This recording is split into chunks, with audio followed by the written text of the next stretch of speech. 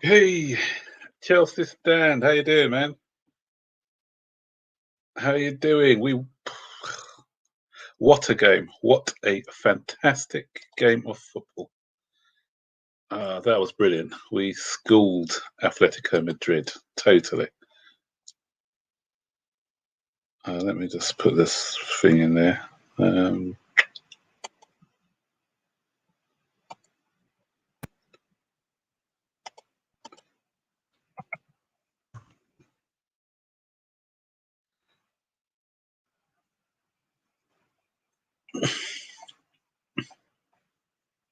hey, Lloyd Pro. How you doing, man? Tyrone, what you saying? Oh, whoa. This is fantastic. Fantastic. Oh, man, I'm lost for words. I got to have more faith in Zane, man. Zane said 2-0 Chelsea. What's the score? 2-0 Chelsea, man. What's up? What's up? I think I've put the come and join me, man. Come and join. Let's talk. Let's talk football. That's the stream. If you got it there.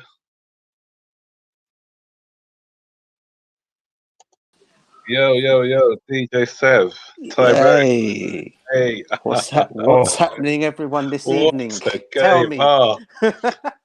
Mate, we schooled them, man. We schooled them. Oh, that was just... Do you know what, Max? To be honest Yeah. with you, we played them to the hot. We literally took them to their own game. What they usually do. That's it. Dark hearts as well. We've got the dark hearts there, man. Completely. Mikhail, man, how you doing, my friend?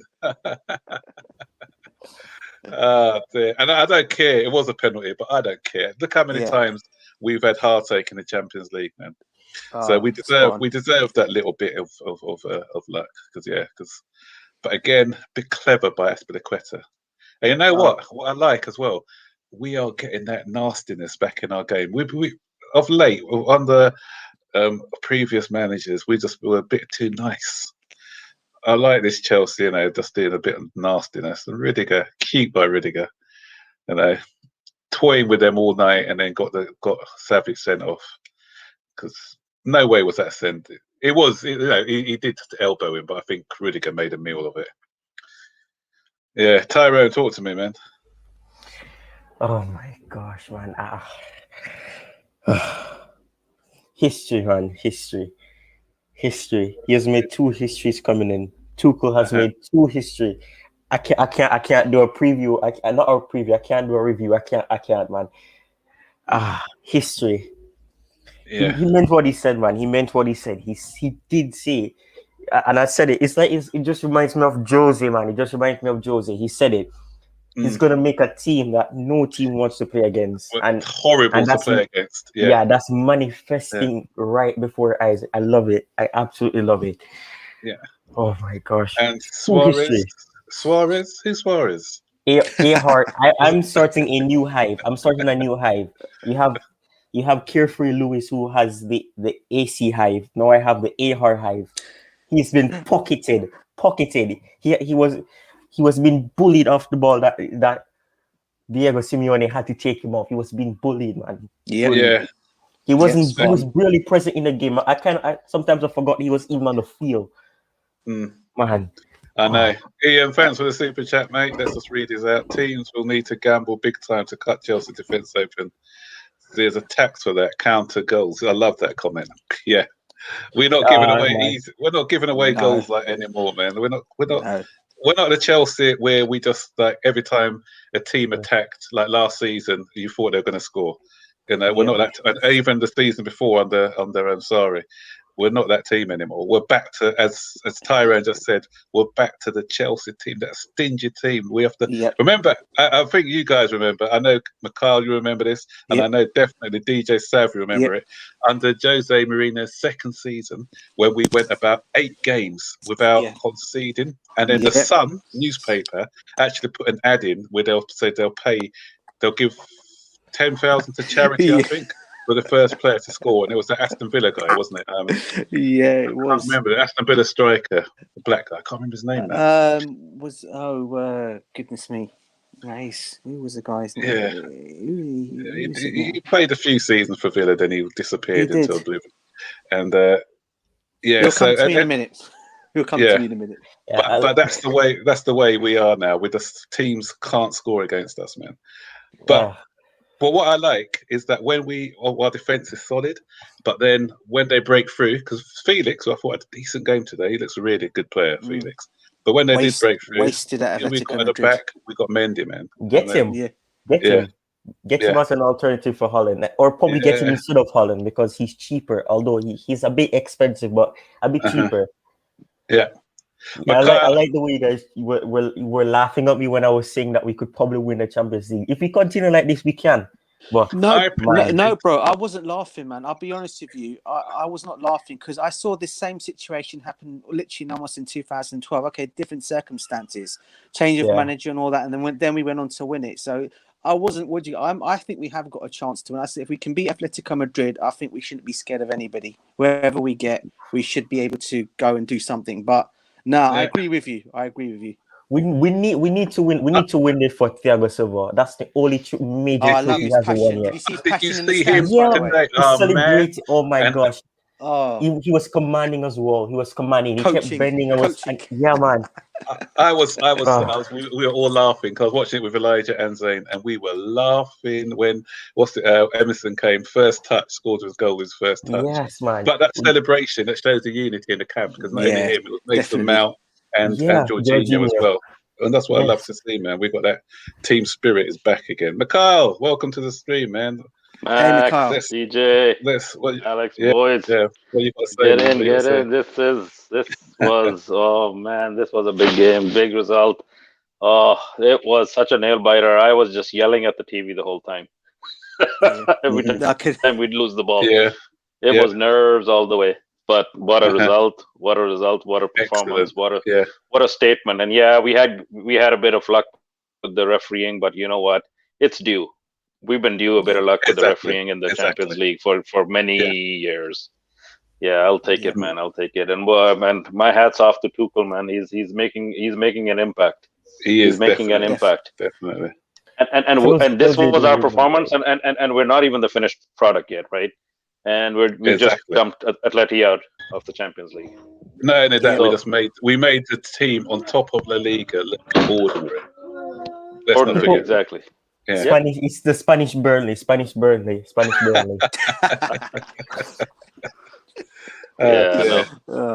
am so big up. Over the moon. Here we go. Elijah, Stamford Bridge, Cruz, Ian. Big up to What's up, everybody? Big up. Here we go. So, hey. What are you saying, Chelsea Stan? Let's hear it from you, man. 15 minutes. So crazy right now. I can't say anything right now. It's unbelievable. That's the first After Chelsea all stand. these heartaches, heart attacks, all these years we've been in the Champions League, we couldn't get through. We finally got through the quarterfinals. 7 years. Such a long time. It's unbelievable. It has been a long time, man. It's been a long time. You know what? After heartaches, it's unbelievable. Yeah. Hey, you know what? I have to put my hand up and apologize to my man Zuma. Because when I saw that Zuma was in the middle today, I was thinking, not sure about that, especially if they're going to come and press us hard. But you know what? He didn't let me down. He didn't let me down, man. He was immense. I love Rudiger and Zuma. They are just superb players. Did you see Savic red card? Did you see that? He came back. You literally laughed. That was funny. I know, it really goes on the floor laughing, man. That David Luiz moment. When I love that Rudiger. He is very. He's laughing so funny. It's unbelievable. He makes us laugh. Yeah. These big moments, I love it. Absolutely love it. You know what's so interesting though? He has since Tuchel has come in. Any selection he's made, if it's taking out the Leeds game, I've been confident no matter what selection he makes because I was kind of questioning why Ziyech started and why Zuma started in the center, but it worked out. It really worked out. Yeah, even though it's the same actually. I was questioning like everybody else, why Ziyech? Why Ziyech? Like, why not anybody else? Why not I was thinking about it as well, that it's almost like he's daring him to rise to the occasion. Yeah, and he did. I almost got that feeling. He's like, okay, you haven't been doing it, but you know what? Here's a game. Show me what you can do. Yeah. And he was okay. He was okay, and the finish is what we needed. I think there's a mental block with the rest of our kids. They just can't get it done, and it took Emerson and Ziyech to actually just put it in the back of the net. Oblak was having an off day as well, because what was Oblak doing for that goal? I thought he should have done. He wants to come to Chelsea. He wants to come to Chelsea. That's his sign. That's his sign. That's his sign. That's his sign. I was like, I'm gonna be. I'll do you a favor, man. I'll do you a favor. Just remember me when you make it to the final. Just remember me. Yeah. Oh, fair play to you, DJ, because I saw your tweet. You said it was a good team that you picked.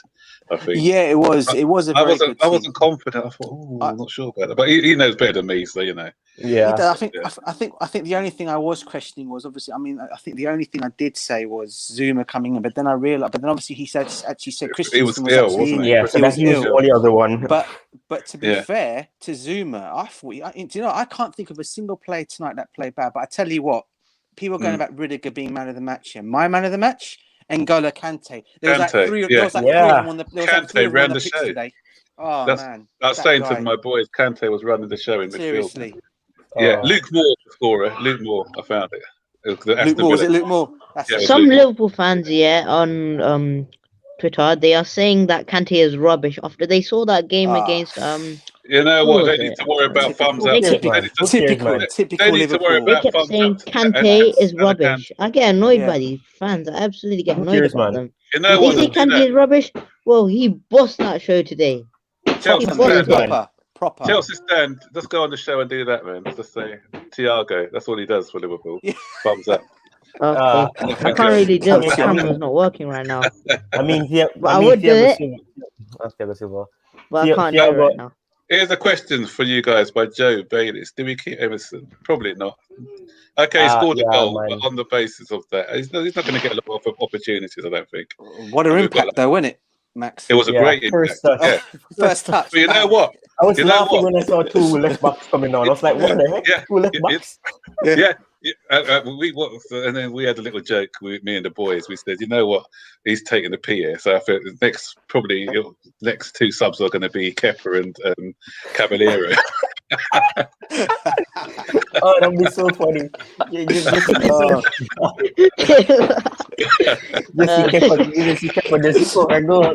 God. But fair play to Emerson, though, because he did what all the others played. Come on, go. I've never witnessed this from Chelsea before. I don't know when. Callum should have done that when he had a chance, didn't he? He had a chance. He should have buried that. I have to say. Yeah. What do you think of Werner today?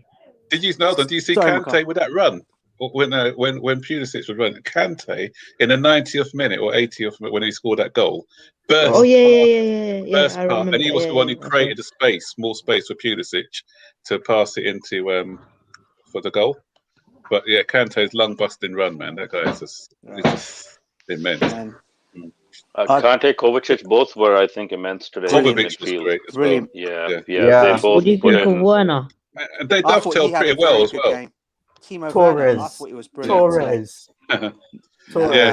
Going back to the Kante Kovacic, they dovetailed really well, didn't they? When one went, the other one sat, and I thought there was a great understanding. Because I was a little bit worried about that today, but I thought they were immense. Yeah. The rotation they've had rotation to build up, right, to this game as well. All of between the three, Kovacic, Jorginho, and Kante. So this is the fruits of that rotation, right? That we were questioning, picking it apart game after game. Why this guy? Why not that guy? We like these two, not those two. But it comes together because in the big games, when you have a card or an injury and you can't play the team you want, this is the times when that graft comes through. Yeah. Exactly. Tell Zane to say we're going to win the Champions League then. I wouldn't say that too soon. No, but let's just one game at a time, guys. One game at a time. Who do we want in the quarterfinals? I would want Real Madrid, Porto, or Dortmund. Listen, I don't mind who we get. we have to. We you know we need to. We're going to face a strong team at some point. So yeah. You know what? You know, if we play Porto, a lot of people are going to think we're already through. I hope the players don't have the same mindset. So I just, you know, so if we play another team may make us focus that bit harder. But I'll take anyone. You know, I even fancy us against Bayern Munich. Actually, strangely enough, I fancy us against them. Come on. No, because I the draw. do. Because the draw is a quarter final, and then automatically they'll know who their semi-final opponents are straight after that as well. That's so right. The draw they'll be doing on Friday, then they'll know who straight away who the semi-final opponents will be. So what do you think of Werner today then? I thought he didn't get a goal. I thought it was very bad. Torres. Why is he Torres? Why is he Torres? Why are you comparing bro? him to Come on, Torres? Tyrone. Why? No, firstly, the slide tackle that he did to actually get the deflection, which Kante cleared out to. Alex is in the house, man. Let me bring in Alex. Alex is in the house. Hey. Big up, Alex. Big up, bro. Big up. I went mental on the football terrace, man. You should see it. I didn't see it, bro. I saw you on it. I'll go back. I saw you on it. I have to go back and watch that. Yeah. Let's just say I put my whole heart and soul in that. Yeah. I don't blame you, bro. I don't blame you. Crazy. Yeah. Really crazy. Kante tonight, man. Oh, Kante, superb, man. Oh, yeah. My God, man. You people we're talking about Kante, Rudiger, Zuma. How about Mendy? Yeah, he made that one vital save, didn't he? It was good. You know what? That was goal bound. That was goal bound. Yeah. But you know what I like about Mendy as well, because he kind of worries me, but he knows what he's doing because he never gives the ball away. He's so calm in possession as well, with the ball at his feet. So now I'm believing. You know, when I first saw him, I thought, oh, but now he knows what he's doing with the ball at his feet. So he never gives it away. Some of that passing in front of goal, back and forth, it had me. Yeah, it does get you worried, doesn't it? Yeah, that's from the stands. Thiago Silva, Jorginho, all of them celebrating like that. Yeah. I have never witnessed this from Chelsea. Yeah, we need to have more faith. Yeah, tonight we played with passion. You know, we played with everything. And next game we play with aggression. This is the old Chelsea that we always had. Aggression. You know? This is all the old Chelsea we've had, and I haven't seen this amount of passion since Mourinho left. Since our first season, Mourinho came in 13-14 season. Yeah, Tuchel's instilling that winning mentality back into the players. 100%, 100%. Because even Thing was, what's his name? Now you're seeing why we paid all that money for Havertz. You know, he was superb. Yes, you know? right. It was great thing we did. The guy, Havertz, complete player. And I've said Team Werner, Kai Havertz aren't rubbish, and we all have said that. I agree. And fans say some Chelsea fans I see, they say Havertz is rubbish. We paid all this money for him. I've said he's not rubbish. Time will come. He will show who the real Kai Havertz is, and this is what he shows. And that's he is worth 80 million, and he will be showing that soon. When Havertz plays through the middle, the way he did today, he has a maturity on the ball that some of our other players don't seem to have right now. Exactly, and you can see. I always said with Havertz, you know, he's a good player, and you can see that he was a good player. You just knew that there was something obviously not quite right with his fitness and everything else. But I knew that once he got adjusted to the team, he's too good a player not to succeed over here. So I think it would be brilliant. You know, that's the best feeling. That's why it's the best. It's the best feeling when you're defending a player and they put on a performance like that. The win is always better that way. Yeah. Before we carry on, we've got to do a honourable welcome to Thomas Tuchel, who's decided to leave the press conference and join our chat. So, thank you. Thomas Tuchel. Thank you, Thomas Tuchel. Thank you. Thomas Tuchel. You're going to win us the Champions League and FA Cup. You know what? I'm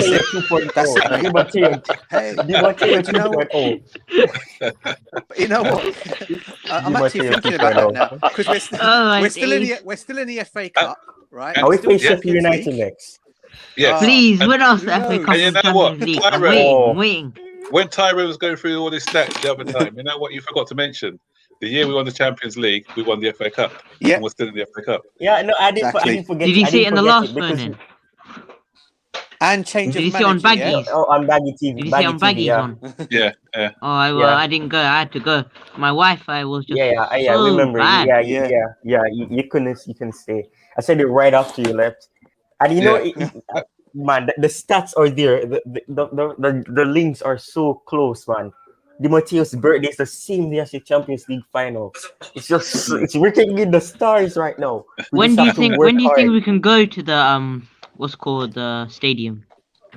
Watch it for I think they were talking about April. I think they were talking about April, weren't they? That they're going to be letting 10,000 fans in, so it's going to be quite hard to get a ticket. I just want to just circle back to Thomas Tuchel and the belief and the structure that he's put in this club, that we're going into the quarterfinals not on a fluke.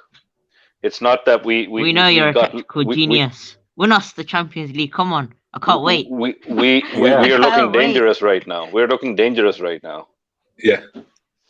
This is something special, guys. We have this team now, and with a great manager. Like, if we have a great summer, we are back. We can really up. And I'm not saying this because we've come off a good win. You know, we have players, so many players that have underperformed this season. And if we get these players in the summer to get back to their best, and then add more players, I think next season could be incredible. I truly think that, because I think Ziyech, Werner, Pulisic, Havertz, they all can become. This year they've underperformed, all four of them.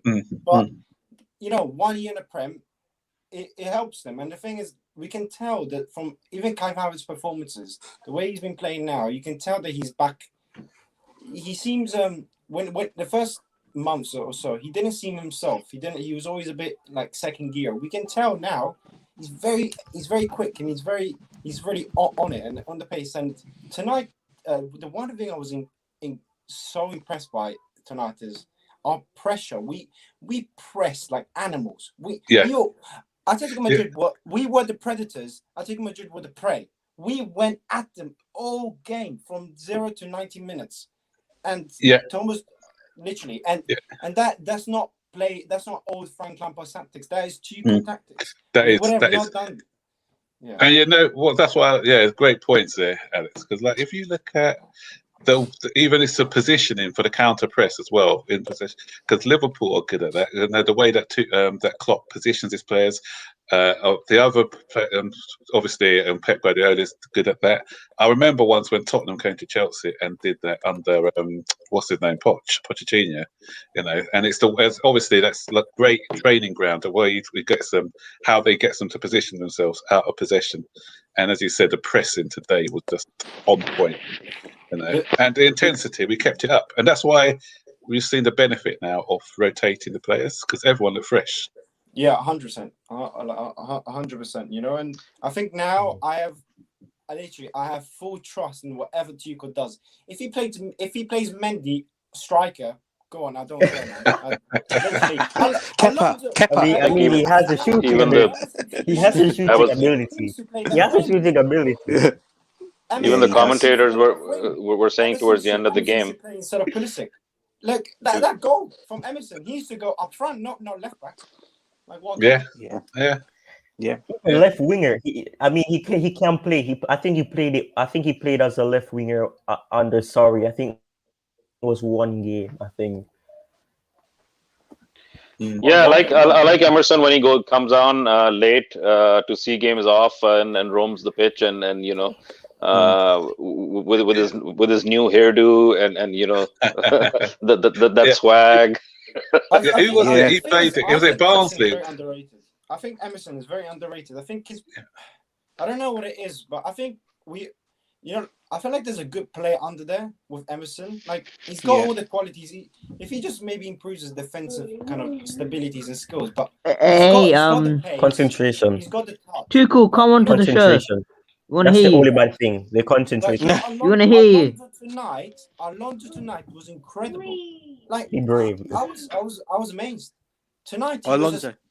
Alonso did well. He did not make one. The only mistake that he made was that he was too slow to get to the ball. That way he almost went clean through. He was too slow. But almost the whole game he was like quick touches. He was just like he was just clean performance. I think even the understanding of the players around Alonso that if he does end up being slightly off the ball or a half a yard behind, somebody's always in position to protect him. So that's something that we've missed as a team. That now Tuchel is starting to instill, whether it's the right flank or the left flank, the players are starting to cover each other, and that's something like this is like back to Jose times now when we used to play like a unit. To have that organization that it doesn't matter who's marking who, somebody has to fill in. We haven't conceded a goal in 10 hours. Yeah, like that's incredible. That is, mate. That is. And the other thing was like that's just crazy. Like I was like, when they said that Suarez needs to retire. I was like, they're not scoring. Suarez. Oh man, seriously. He was. Gosh. Suarez, get on my table. I think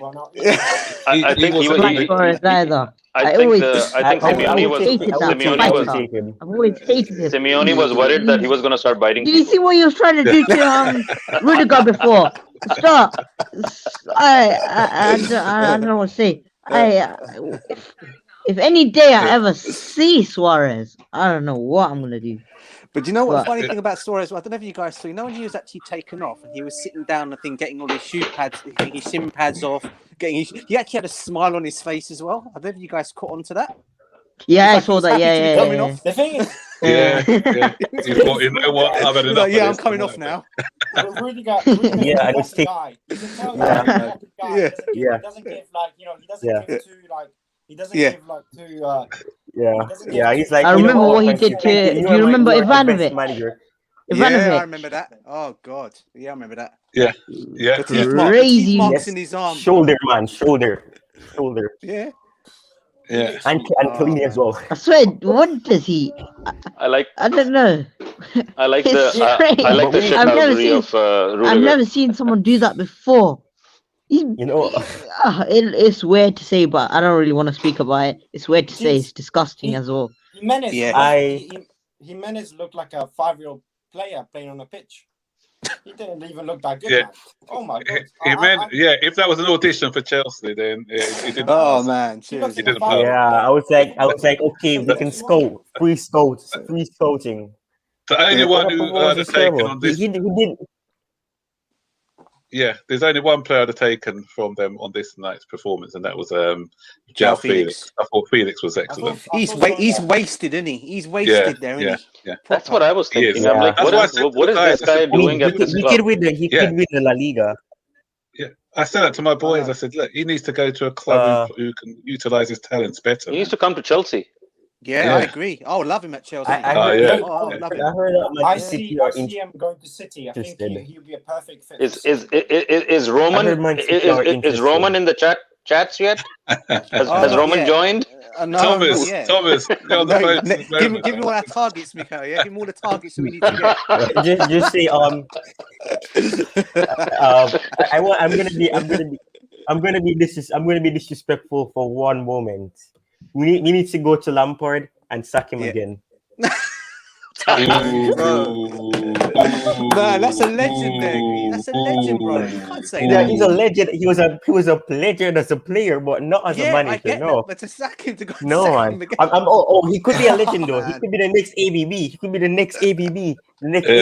Let me just bring. I think McCar's dropped off. I got a new person. Classef. Who's that one? Hello. Hi. Hello. Please don't be a troll. Please don't be a troll. You know what? I think this is the first game under Tuchel we won because of our attack. I think the attack was very fluid. Yep. And we were able to hold the ball. And I am buzzing, to be honest. Okay. I remember this guy. I remember him. I remember him. Yeah, he was that guy who was complaining about Callum. He was complaining about Callum. McCall, I'll put you back later. I want to speak to. I remember we had a big conversation, didn't we? Because you wanted Frank Lampard gone, didn't you? Yeah, exactly. Yeah. You know what? I knew it. The voice sounds familiar. I have to say to you, because we had that lively conversation, and I can admit when I'm wrong, but you were right. So he wasn't big. He wasn't at the time. I want to give the guy a chance, but then the job was too big for him. So yeah. It's just criminal. It's just criminal. Like how many players he wasn't playing in defense. Emerson, Alonso. It's zoning just out them criminal to do that. Rudiger, and then obviously what's the other guy name? He wasn't playing them. So it's just criminal to be honest. But one thing that you got wrong, remember from the last time we had our conversation, Callum. you said about Callum Hudson-Odoi, but he's been playing him a lot and he's been doing okay. Yeah. So what you got to say about that? I was actually in favor of Odoi, to be honest. I was just like, I mean, don't give too many academy players a chance because it just doesn't help the fluidity of the team. And I was like, either you give a chance to Mason Mount or Odoi.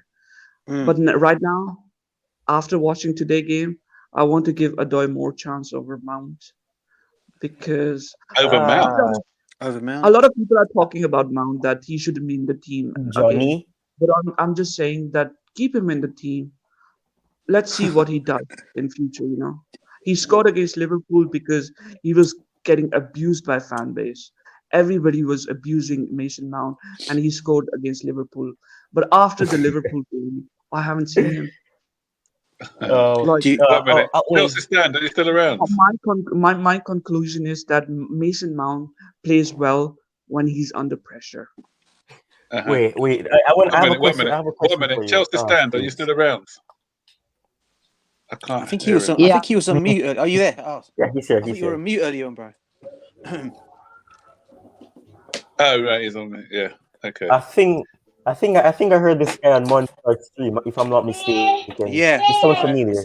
And Johnny took him on. Johnny took him on. Yeah. He's lucky this is Monster, man. He's lucky. Oh my gosh. Man. End of the day, I will never forget. I'm not going to add McCall back in, so I'll put you on the bench a bit, Chelsea stand. I'll bring you back later, yeah? You know what makes me so happy is that so many people... Yep, it's fine. It's fine. You know what makes me so happy is that so many people underestimate us, thinking like we're not going to win against Atletico Madrid. We're not going to win. He's back. I can hear Baggy in the background. I just heard Baggy as well. Baggy just released a post-match video. I was watching that while I was waiting. Right. Okay. Yeah. Anyway, who was it? What was that Tyrone that said that comment about Lampard? I laughed so hard I got disconnected.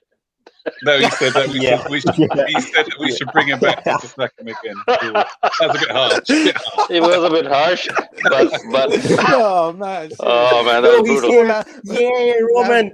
What's that? Roman, Roman is here. Come on, get Felix. Let's get Felix. Oh, there we go. Come on, the boss is in the house. Yeah. Get Felix. Get Haaland. Felix. Yeah. Roman from the yacht. Leave him in his where he is. Yeah. we gotta get this guy on, man. Yeah, come on, Roman. I need to hear what he's got to say.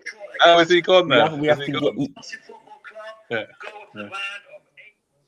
Yeah, we need you on, Roman. Do you want to say your first interview? I haven't heard you speak yet. I haven't heard him speak in a long time. I tell you another thing, guys. You know what actually made this? I was going to say, do you know what actually makes this victory actually pretty good? You know, we actually won these games without Thiago Silva in any of the games, and he's to come back now. That's going to be a hard decision. We didn't have, but still, everyone was worried. Yeah. I'm not speaking. I'm just watching Bag TV right now. His video. That's why I'm not speaking. If I keep the mic on, then what's called the echoing will happen. That's why. Okay, cool. You can put me out the show. No, it's all right because when someone else wants to come in, Eric, I'm not sure if Eric wants to come in. Okay, cool. Yeah. Cool. Silva was watching the second half standing the whole time. He was up in the stands and standing. Like that's the kind of passion that I like seeing. Like when Emerson scored the goal, everybody else was sitting. They jumped up to celebrate with him. Yeah. But this guy had been standing the whole time. Like he was learning his coaching as well. Yeah. To be a coach, he was showing all the hand movements as well. Guys, like Thiago Silva. The amazing thing is everyone was worried that Jorginho, no Thiago Silva, no Mount, and we still performed then, and this shows us squad depth, and it just shows that he'll be a good one. Our squad depth, I think our squad depth is probably even better than Man City's. Man City's might have a better 11, but as a centre of squad, and the amount of players that we can bring, imagine if we had all these players on form. If we had, if Pulisic would come on in, he would be brilliant. You know, if we had Hudson-Odoi, he would be brilliant. You know what I mean? Yeah. And the thing is, Tuchel's managing the squad brilliantly. You know, it's just Tuchel did the right thing not to make Hudson-Odoi, I think. You know, I think Tuchel did the right thing. Celebration. Tuchel went with the right formation, and no Jorginho, no Thiago Silva, no Mount, and we still. It doesn't matter. It doesn't matter who's not playing. You're not worried. You heard Roman Abramovich's comments. Oh man, seriously. I need you on the show, man. It's funny. Come on, man. I love the bands, man. I love the bands. That's it. Yeah, it matters to some people. It matters to some people. Remember Johnny cares, man. You know what though? You know what? Because Alex mentioned about the squad depth. Yeah. I will not let Pep get Colin. Pep needs his oil money for here. Oh, come on, man. Pep has done a lot, but it's just banter. It's banter. Yeah. But going back to the squad situation, I was watching. I think it was Matisse a few weeks ago when he had some Liverpool supporter. I think just before we played Liverpool, and he said like, if you lost your 3 first choice defenders, you'll be struggling. But no, we wouldn't have done, because at the time I think we still had Tomori with us, so we'd have had Tomori and Zuma, because we got 5 centre backs. So if we lose 3 of them, we got two in. So you know. And so if we had the amount of injuries that Liverpool have, we'll probably still be able to cope because of our squad depth. Yeah, no, what Liverpool are going through is not easy either. But I think the way our team's being set up now is different from what Liverpool do. Liverpool were garbage before Van Dijk joined them. Yeah, they concentrated on getting a good 11, didn't they? Yeah. So you don't get that kind of lopsided feeling with this Chelsea anymore. We fine, we're not scoring 5 goals a game, but we know what we are doing, which is we're keeping the ball and we're not going to let you score easily. And the goal's going to come. So we're going to get scored on again, one of these games. It's okay. I don't want that to become a boogie now that, will we get scored on or not? It doesn't matter. What matters is that we get the win. We score 1 goal, and usually that's enough to win the game. I would be more happy. Yeah, I agree with Elijah. Not to be able to not be able to not concede, but not to score. You know what I mean? Like I'm if I was as a fan, I would prefer to see my team kind of not concede and actually then end up scoring. Well, I'm happy. That's the best thing. Chelsea. If you're hard to beat, then that's it. Because under Jose Mourinho, when we weren't. When we scored 1 goal, everyone said, "Okay, we're not going to score a goal against this team because they don't concede goals," and that's what's happened with Man City. They stopped conceding goals. The only time we've scored for fun is under Ancelotti. But we had so many goal scorers in that squad. We had so many goal scorers in that squad. But mind you, the Conte season wasn't bad, was it? It wasn't bad. We just kind of lost the spark somewhere in the second season. We just lost that spark. The second one we did, I didn't realize that Conte got. Did we make what transfers did we make in that season? I don't think we made any. Did we? I think we bought in Giroud. That's when we bought in Giroud. Did we? Maybe Bakayoko. I think if we wanted to keep it, retain the title, we should have made 2 big transfers, I would say. Yeah, I felt sorry. I felt a bit sorry for him because he actually wanted Van Dijk. Cancelo. I know that. Yeah. He wanted Van Dijk, but he didn't get it. And he wanted Lukaku, and we got messed about with Lukaku as well. That was more down to his agent, isn't it? His agent was the one that caused all the problems on that one. Yeah. But you see, they say that he's smooching up Abramovich. I feel very sad for Conte. He had his first season. He won us the FA Cup. He won us the league in his first season. Second season, he's out. Did you see that the one there was some press conference or something? He did one and he was so furious with Roman for sacking him. But you're spoiled there because he started to throw his toys in the air. He started to throw his toys in the air because he couldn't get what he wanted, and he started to It's not really. It was not very. It's not fair. Now look what he's trying to do to us.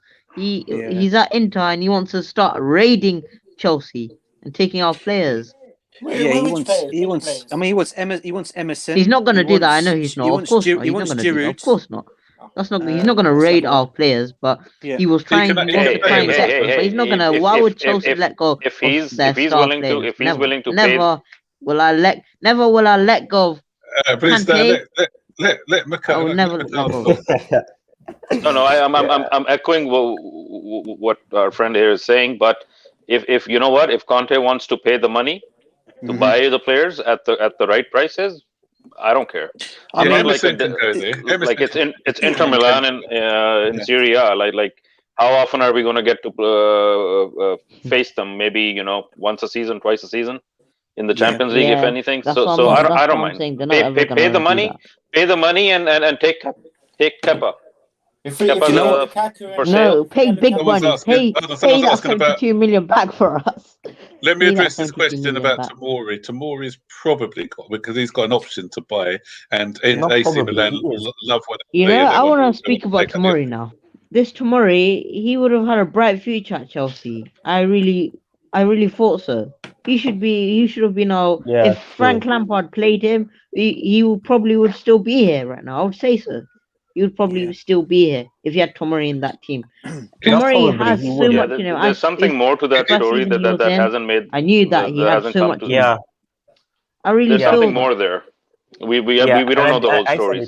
Something else is going on there. But to be honest, if Chelsea said Tomori you can come back, I think Tomori would come back because he is a London boy. Like he would want to play for Chelsea. I think if Chelsea told him you're coming back and you're going to be starting next season. To be honest, the only thing I might have an issue with in the Tomori situation is the fact that we've kind of overplayed our hand or underplayed our hand with him. Like I think for any defender to go and play a season or two in their formative years in the Serie A is going to be an excellent education. He left out Alonso. He left out all these players. He made a mistake. He should have not done all of this. Lampard left out Alonso. That's different. But for Tomori to be on loan, I don't mind that. And whose place is he going to take in the team at the moment? No, of course not. And he kept playing that 4-3-3-4. He tried that when we played against Luton. He started playing that 4-2-3-1, which could have worked out. It worked out, but I don't know what to say really. But he left out a few key players which have quality, and that's probably why I have a fantastic swap deal for Conte. Kepa for Lukaku. Straight swap. He's gone. That's not happening. They've got Andovic anyway, so he'll still be on their bench as well. I bet you Roman Abramovich was probably jumping on his couch on his yacht. The whole yacht must have been bobbing. There's some music playing everything. Oh yes. DJ Sam. Yo. Please, Dan, I'm going to put in Eric. Yeah. Oh, okay, cool. Okay. I'm going to go now, so yeah. All right, then, take care. Okay. I want to ask DJ Sam a quick question. Go for it, man. You were on Football Terrace, right? Yeah, I go on it. I don't actually go on. I follow it. Yeah, I'm always watching it. Yeah. I realized that someone was cursing you off and was saying that Chelsea have no history at all foolishness. Oh man, I'm wondering how they're reacting right now. They said they were talking about double this and double that. Do you know what, Tyron? My answer to this question is simple. Yeah, I mean, what people don't understand, okay, and I think we've said this before already. Pre-Roman Abramovich, I get we never won a Premiership title, or if you want to call it an old Barclays League Division title back then, right? But what we did win pre-Roman was we won a Cup Winners' Cup, We won a Super Cup. Yeah. We won the ZDS Cup. We won an FA Cup. We won a Carling Cup. We did win a load of things. We won 3 FA Cups, actually. And we made history to a degree as well because we were the last team to we were the last team to win at the old Wembley Stadium against Aston Villa in an FA Cup final. And then we were the first team to beat Manchester United in a I think it was a Community Shield. It was in 2007. We're the last team against Middlesbrough.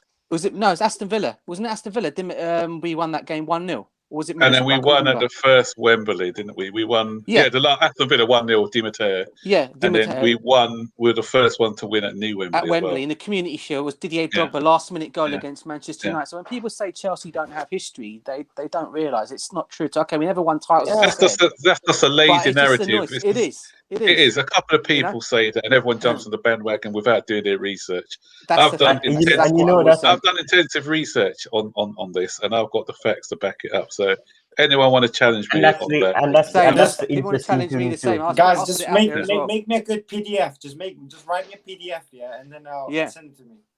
Oh well, and that's looking to do. And that's the interesting thing about everything. Well. I've got stats about fan base. I've got stats about league positions.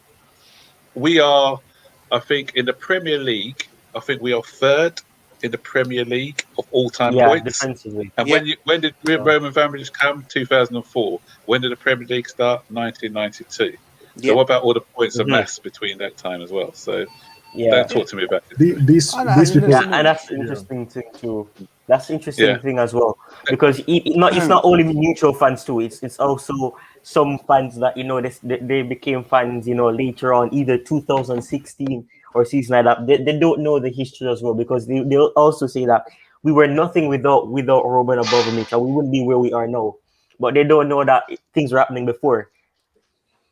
No, to be fair, Roman's part playing and buying us has played a huge part in our history. I'm not going to say it hasn't, but pre-Roman we have done things but pre-Roman we have won things. So that's my argument to when people say we got no history. I mean, I'll just go back and look at if they actually go and actually look, they'll actually see we have actually got a history. Yeah, let Eric come in. He's going to say something, and I'll say. Sorry, Eric. Yeah, I was just gonna say these people are haters, man. They just don't like Chelsea. Maybe they're jealous of Chelsea and the money. I was on a live stream for I think it was Talk Sport, and somebody was talking about Chelsea. I can't remember what he said exactly. Something like Chelsea aren't a big club or something like that. And I'm like, can you explain yourself? Can you explain what you're saying? Justify what you're saying right now. And we had no response. People say things, but they can't back what they're saying up. Yeah. But even ex-footballers, again, it was TalkSport. I went on to TalkSport one day, and that's what inspired me to do the videos that I did on Chelsea's history. And because some guy was saying Aston Villa, I think it was Dan Collymore, was that idiot. He was saying that Aston Villa were still a bigger club than Chelsea now. I said, get away. And the reason why he said it is because I think it's because they won the Champions League. He might have said it before we won the Champions League, actually. But he's saying that they were a bigger club than Chelsea. And because of their fan base, nothing else. There are some pundits that were saying Spurs are bigger than Chelsea because they finish in the top 4 every season and they play in the Champions League. And I'm like, what are you talking about? Because we missed out on the Champions League for 2 seasons. So therefore, Spurs are bigger than us, even though they have no trophies. Baggy's in the house.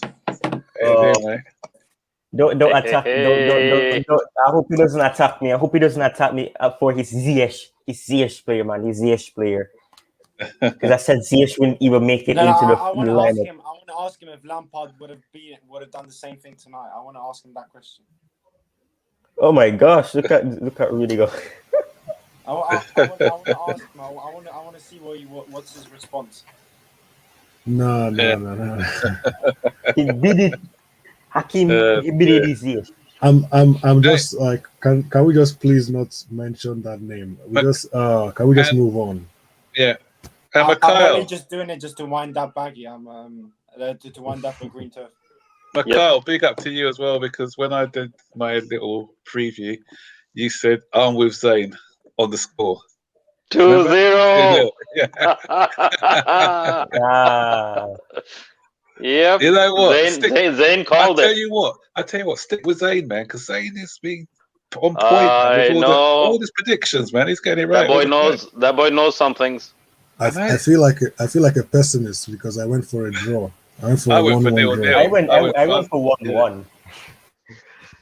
No, guys, the first goal was going to be crucial, and had that penalty gotten called, it could have panned out differently. DJ, did you disappear? Where's Baggy? Baggy's in the chat. He needs to jump on. I'm not sure whether DJ took himself. There he is. You so drunk. Did you take yourself out, DJ? I'm here for Tyrone. Oh no. I listen. Callum who? I mean, he did have a part. He did have a part though. He did have a part in the game when he came on though. He did have a part in the game. Two misses, man. Those misses, and then you know what? Callum needs to change that move, man. He's always cutting and trying to score from that point. Listen. I'll be honest with you. The thing that I was the most happy about was Emerson getting one touch on that ball and putting it in the back of the net. That is the most amazing thing ever, man. Yeah, that's so funny. It was like Callum had 2 attempts at it, and he said, "You know what, Callum, I'm going to show you how it's done." It's like with it was like with Giroud and Felix. He said, "It made it look so easy." Like, hold my beer, man. Hold my beer. This is how even Ziyech's finished first time. I thought there was a bit of guys. This is how it's done. Was Alice? The right foot, Mikhail. It was with his right foot. It was with the right foot. Exactly. I was shocked. See, I told you that they should take shot with the weak foot. You're telling me they need to score with the foot with the preferred foot first. Yeah, you did. I was just your weak foot, man. I told you, man. What? He was looking at our stream. Man. Yeah, he was watching it. I know. Yeah. I think he heard you. Yeah, that's right. Pretty sure he did, man. Was Alisson just poor, or was that just both goals made Alisson look so average? Oblak. Sorry, Oblak. Yeah. I thought the first goal he could have done better with. I don't know what I'm thinking about Alisson. Yeah, the second goal I thought was a good finish. He hit it across him. That was a good finish. But the first goal, I thought he could have done better. I listen. I'll be honest with you, lads. Today, Mendy impressed the hell out of me. Hi, Rich. So was my check. Mendy made some crucial saves. I mean, the game could have turned on its head. Because can you imagine if that Felix goal went in, and we had 10 minutes to go? Things could have been upside down, man. And a few months ago, we would have conceded those chances. This is why I said people shouldn't be so hasty with Mendy. Mendy's fine. People just need to give him time, and he's good enough. He'll be a good goalkeeper in the Premier League. Honestly, I think we can win the Premier League with Mendy. I really do. I don't think we do. Honestly, I think so. Okay, let's compare him with another Premier League winner.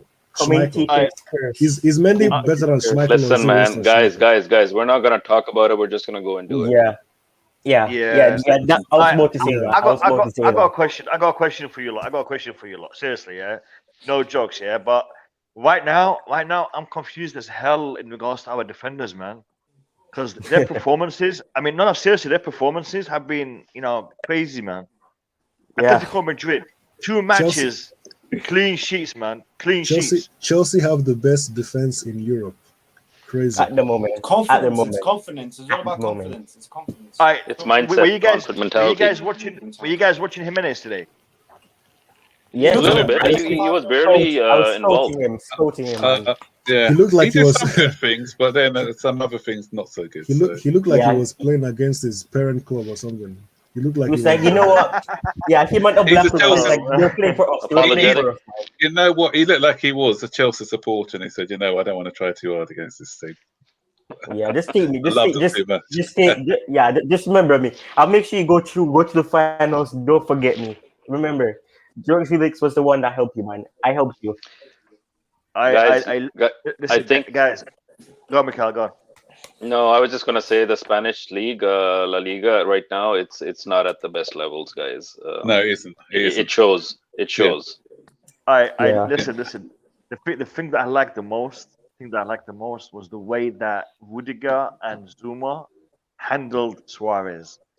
You know, they literally, you know, played mind games with the whole match. It was He couldn't do hilarious. nothing. It was hilarious. It was They great. Suarez. That's what they did. He couldn't Exactly. cope. Yeah, they turned the tables on him. They turned the tables on him. He had no Yeah. chance. Like he couldn't run faster than them. He couldn't muscle them. He just had no chance. Yeah. No, and Zoom that in the also he Zoom couldn't in the outstrike them. They outstriked him with anything. Yeah. Yes. I mean, did you get? Did anyone? Does anybody remember that when I don't remember who, but Zuma got extremely angry and he just started becoming a beast and he just let the ball go. His face was like, "We need to win this game."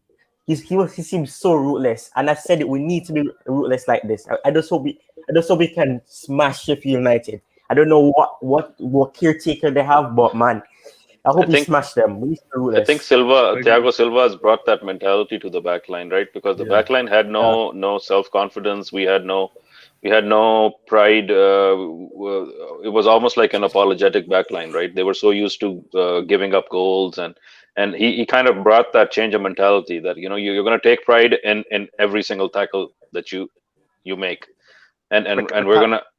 Sorry, go ahead. Yeah, Mikhail, I was just going to add to that about Thiago Silva. Did you see the way that Thiago Silva, Mason Mount, and Kepa celebrated Emerson's goal?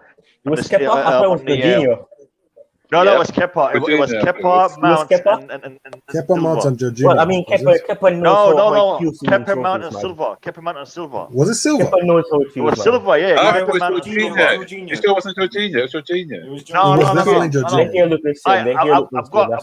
I've got an image. I've actually clipped it because I was going to use the image for my video, but I didn't use it. It was.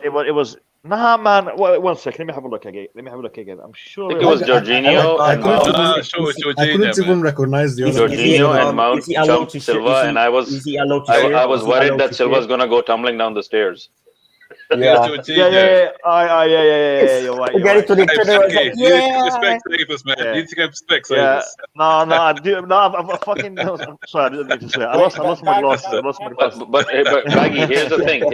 Even before the goal, most of the second half, Silva was standing and watching the game and yelling at the players. I saw that. I'm like, dude, sit down. You don't want to aggravate your injury, man. Sit down. Take a seat. He's fit. He's fit. He's fit. You know what? Are we sure he's actually injured though? Is he actually injured? I don't know. I think he's fit, man. Is he actually injured? Because come on, man. The guy doesn't seem injured, man. The guy doesn't. He didn't seem injured, man. Listen, talk to us about Christensen, because there's some rumours going around that every time he's got a big game, I think it was Sari who said it. Every time that it is a big game, he gets sick. I've heard that as well. Yeah, it is one of those, man. He gets diarrhea. He gets diarrhea. No joke. No, he had a fever. He had a fever this time, though. Fever this time. No. But apparently, what Max was saying. I mean, I've read that as well. Apparently, he gets diarrhea, and he has like has to take medication to keep his stomach, safe kind of thing. But apparently he does that. Wasn't Man U, Everton, and Liverpool a big game? Yeah, but they must have given him some medication, isn't it? Yeah, there is something about nerves. One's heard, but you know what?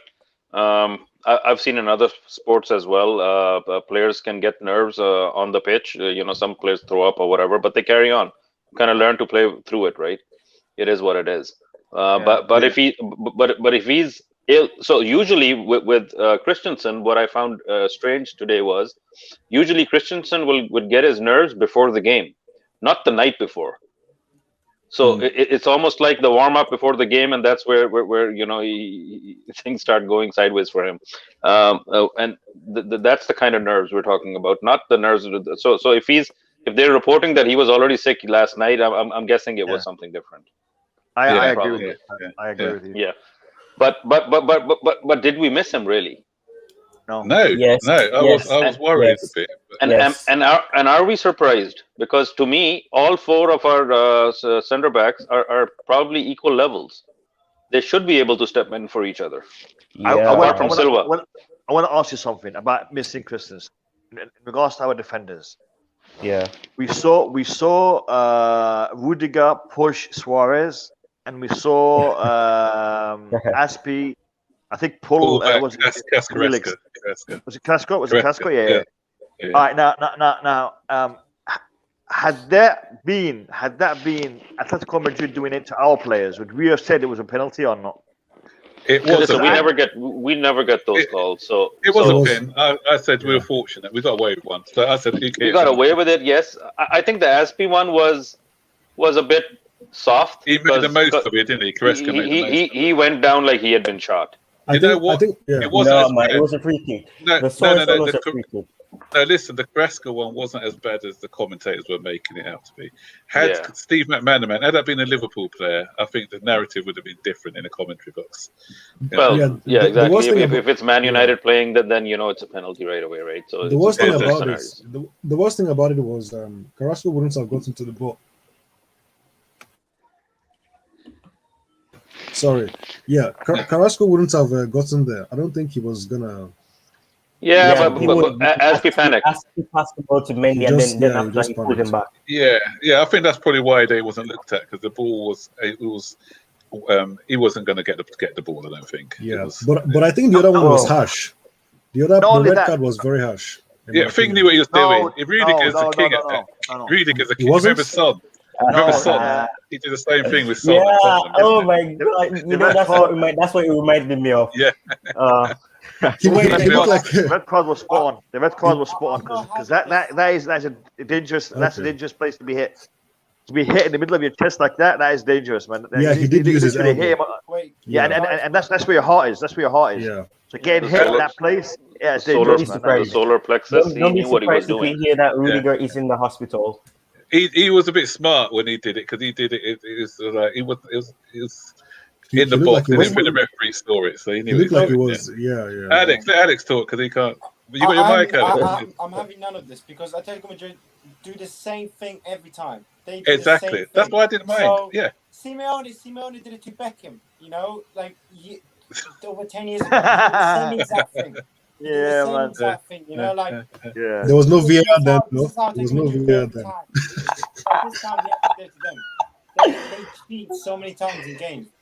They actually. It's because of the VAR world. That's why. I love Rudiger on the floor. I was like, yes. We beat them at their own game. That's what I'm saying. We beat them at their own game with dark hearts, man. Yeah, and that was good to see. Because I said at the beginning of the stream, I am longing for this dirty, this nasty side to come into our side, because we're too nice a lot of the times. That's why we don't win games. We have to be a bit more professional. So that's why I liked it. I loved it.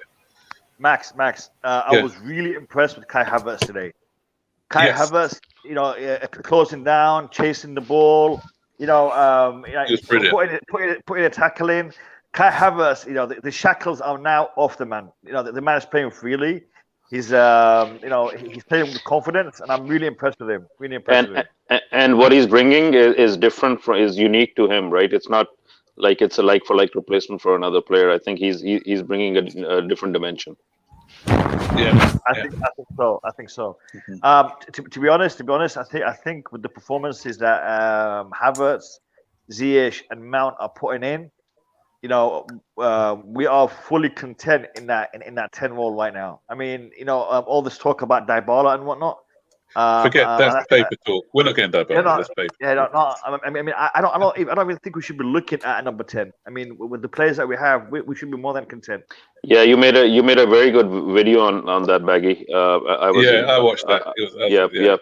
You made a lot of sense there. That the guy is a good footballer and he's got a great following and all of that fancy stuff. But do we really need him when we have Havertz and Mount for that position too? I don't think so. Yeah, I actually, you have I keep forgetting his name. What position does What position does Conor Gallagher play? He's more for central midfielder. Number Number 8 six, kind of eight. It's a number 8, Yeah. number 8 kind of player. Yeah. Yeah, but again, yeah, that's another player that could potentially, grow into that role as well. We have Ruben Loftus-Cheek, who potentially could, if in a pinch play in that position as well. So there's so many options right now. We don't need to panic by that type profile of a player. But somebody like in a striker position, like a Haaland, I don't mind that. Yeah. I don't mind that. I'm gonna got about 5-10 minutes. I'm gonna put DJ Sav back in because he's been waiting patiently. Eric, I can drop if whoever. Yeah, Okay. I'll Yeah. So before you go, Eric, who do you want? Who do you want in the next round? I want Dortmund, and I think we're gonna get Dortmund. We are Madrid. We are Madrid. You want Dortmund? Real Madrid would be nice. What? Yeah. Yeah. That's crazy. Chelsea have never gotten Madrid in the Champions League before. Yeah, so we've never got is them. crazy. That'd be good. Yeah. So, yeah. Thanks, Eric. Thanks. Yes, thanks. Yeah. See ya. Eric, take care, brother. Take care, Eric. Cheers, mate. Take care, Eric. Oops. Who did I remove as well? Did I remove someone else? I think Baggy dropped. Yeah. Oh, sorry, Baggy. That wasn't. Yeah. Sorry. Oh, there's DJ. I was offended there, Max. I thought you kicked me out of the room. No, my fingers were. You're close to thing, Eric. So I just oops. Yeah. Before we welcome DJ Sav in the chat, I want to say something to Tyrone. Sav has been on there for ages, man, but he dropped off. By Oh accident. no. I know. His internet. I'm in trouble. I'm in trouble. Tyrone, I've got a statistic for you. A statistic for you, mate. Because yesterday you were showing off. Yeah. Yesterday you were showing off. Yeah. Oh yesterday no. you were showing off. Yeah. Listen. 2012. Yeah. 2012. If you switch the 2 and the 1, what do you get? Ooh. I know. You know what I mean? You're not stealing that from me. I was the first one that put it. I never heard you say that. Man. No, I was the first one. I put it on my Instagram story. I have a picture of it as proof. I'm not following you on Instagram, man. I didn't see that.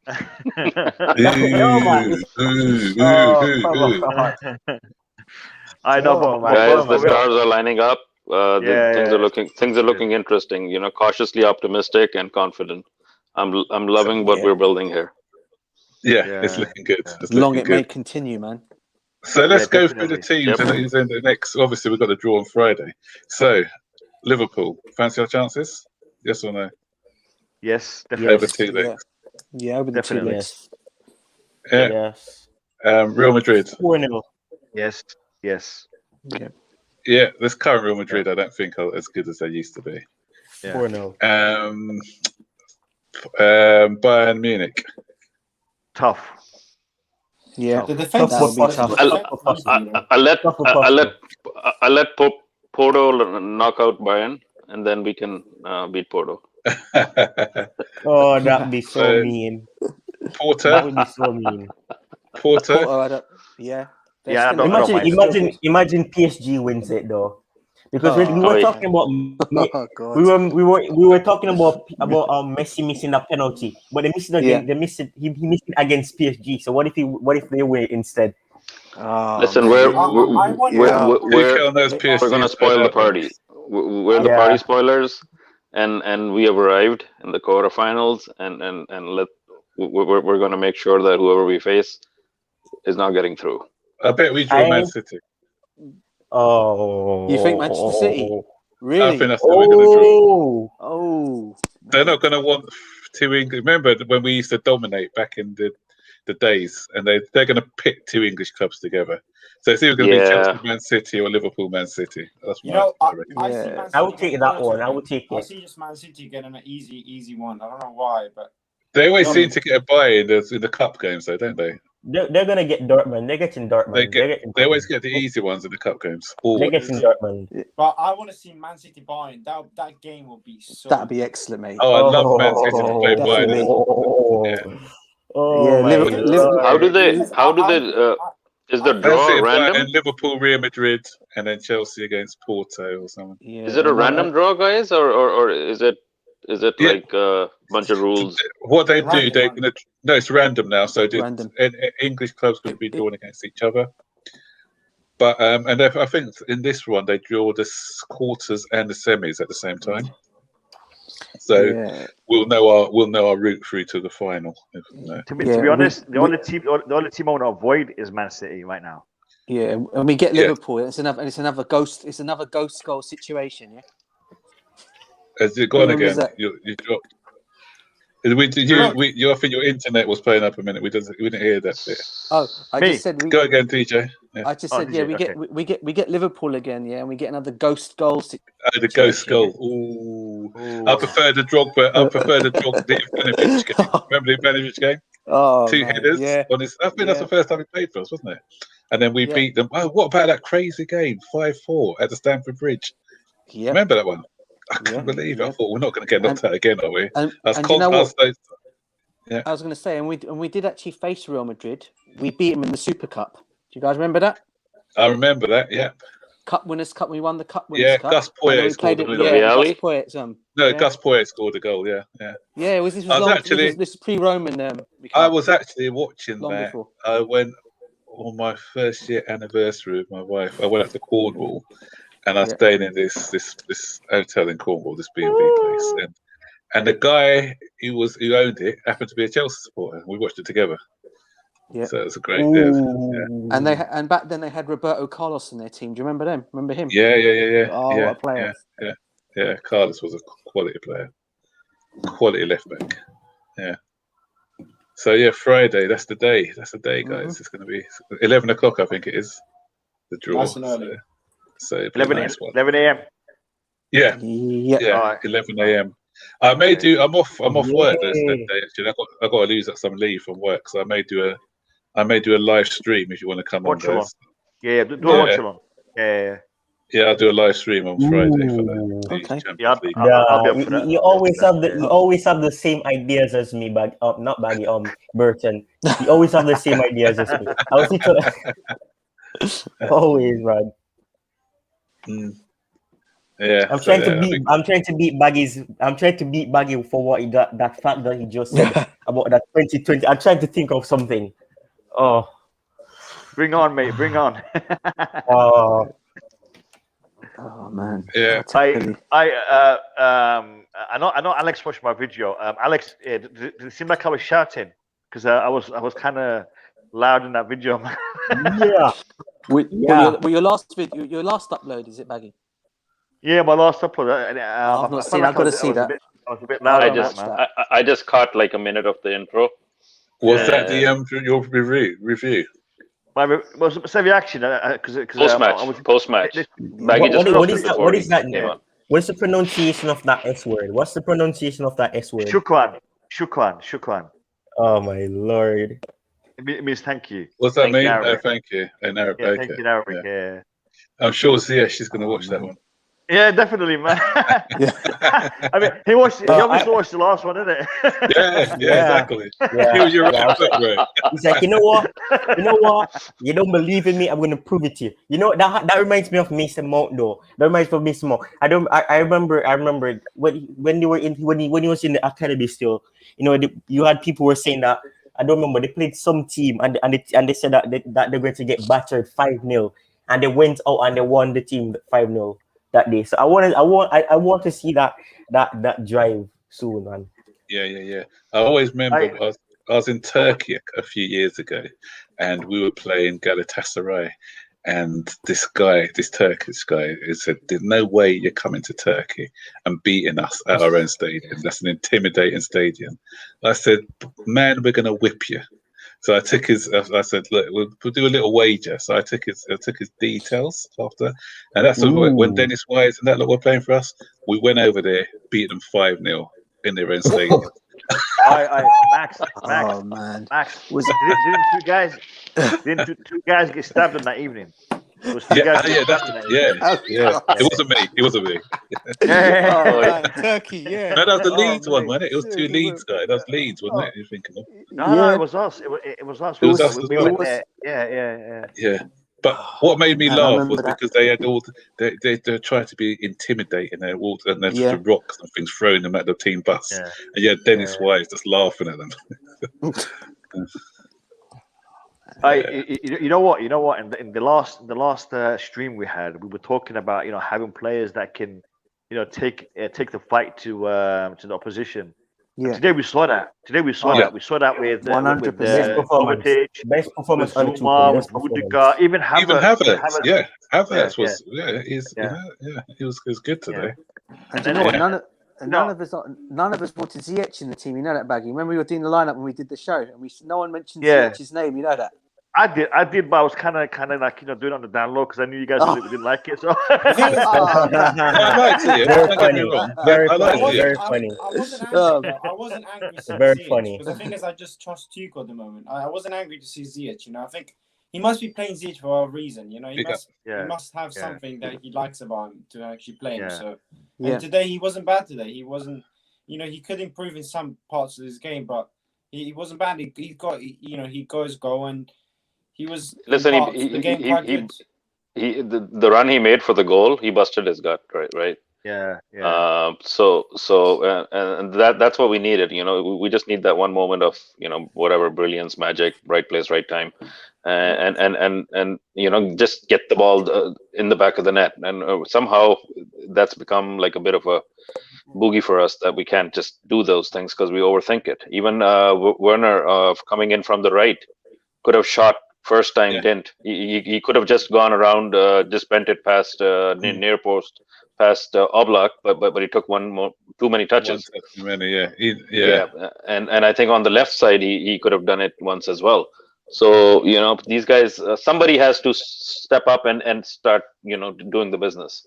So exactly. I was saying before Baggy you joined that even though I was kind of cringing that we're starting Ziyech, as I digested it, I almost kind of sort of had a feeling where maybe the manager's actually daring him to rise to the occasion. It's like okay, because you remember this guy isn't as young as the other kids. And now he's 27 now. He has he has the experience of Champions League already at a very decent level. So you know what, Mikhail? Go ahead. Mikhail, you know what it is? It's Hakim Ziyech. He is quite active on social media. So he sees people chatting shit about him recently, and trying to talk about his performances not being up to scratch and whatnot, and that is affecting him. And and for him, I mean, Hakim Ziyech, Timo Werner, Havertz, Mount, Reece James. I mean, we've got a lot of players who are active on social media, and the fact that our fan base is it can be one of the most toxic fan bases when things are not going right. It does affect these lads, and sometimes we don't really understand how much it's affecting them. But there's too many idiots. It's just so counterproductive. I'm not sure if many of you remember back in the day when we had under Ranieri, I used to go to the stadium and we had the ex-Fulham manager Jokanovic, and every time his name was read out, the fans used to boo. And I was thinking, what are you doing that for? If you want him to put in a good performance, booing him's not going to do that. It's just ridiculous. Yeah. Here's one for you, Tyrone. We need to get Johnny in for this one, I think. Get him off Monster TV to defend his boy, Money Man. I DM'd him on Twitter. I DM'd on Twitter and said that I know a channel that we'd like to hear your opinions on. And he said that I should message him when he wants me to come on for that one. Okay. Yeah. Mr. Johnny. I don't know about Kazi. I tell you another person who actually might be eating his words now about Tuchel being a manager, and I don't like mentioning names. I think we all know who it is. The guy who was I won't say his full name. All I'll say is RJ. I think anyone knows that is. Yeah, I know who you're talking about. I wonder if he'll be eating his words now. Now we're doing so well now. Do you know what I mean? He's still crying. He's still crying about Lampard getting sacked, though. He's crying about Lampard getting sacked. I think what's it called? I think it's 80. Is this the same person that wants to sack Roman too? Yes. And the whole board. Listen. I'm just gonna say this. Yeah, let's not talk about Jennings. We don't want to mention his name on the channel. No, bro. Yeah.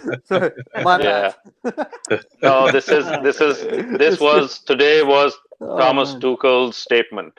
He's made a statement, and we as a club, Chelsea as a club, have made a statement. And you can take it. You can take it any which way you want. This was a statement. It was spot on, bro. Spot on. How many games is that we've won? We haven't been defeated. Is it 14 now? 13 now. 14. 13, 14. You know, yeah. this is gonna attract so many players to our squad. You know, I think if we have for sure, Alex. If we have a really 100%. good end of the year and we compete around the Champions League, Haaland, you know, okay, forget about Haaland. Just if we're looking to bring on the players, they'll see the way that we're playing and we'll see what Tuchel's doing and the way we're building. You know, players like that. You know, players don't only just go for the money. 10 million or 20 million. Is Haaland in the chat? In the chats? Oh no, he's not. You know. You know what? He's looking for a big club. You know, come to Chelsea, man. That's so true, Alex. That is so true. Yeah, that's what I was thinking. The same thing. What you're thinking today. I said, Alex, you kind of we're the same wavelength here, because I was thinking players would have seen this performance and the way we played and thought, you know what, I want to be a part of this. Yeah, definitely. Yes.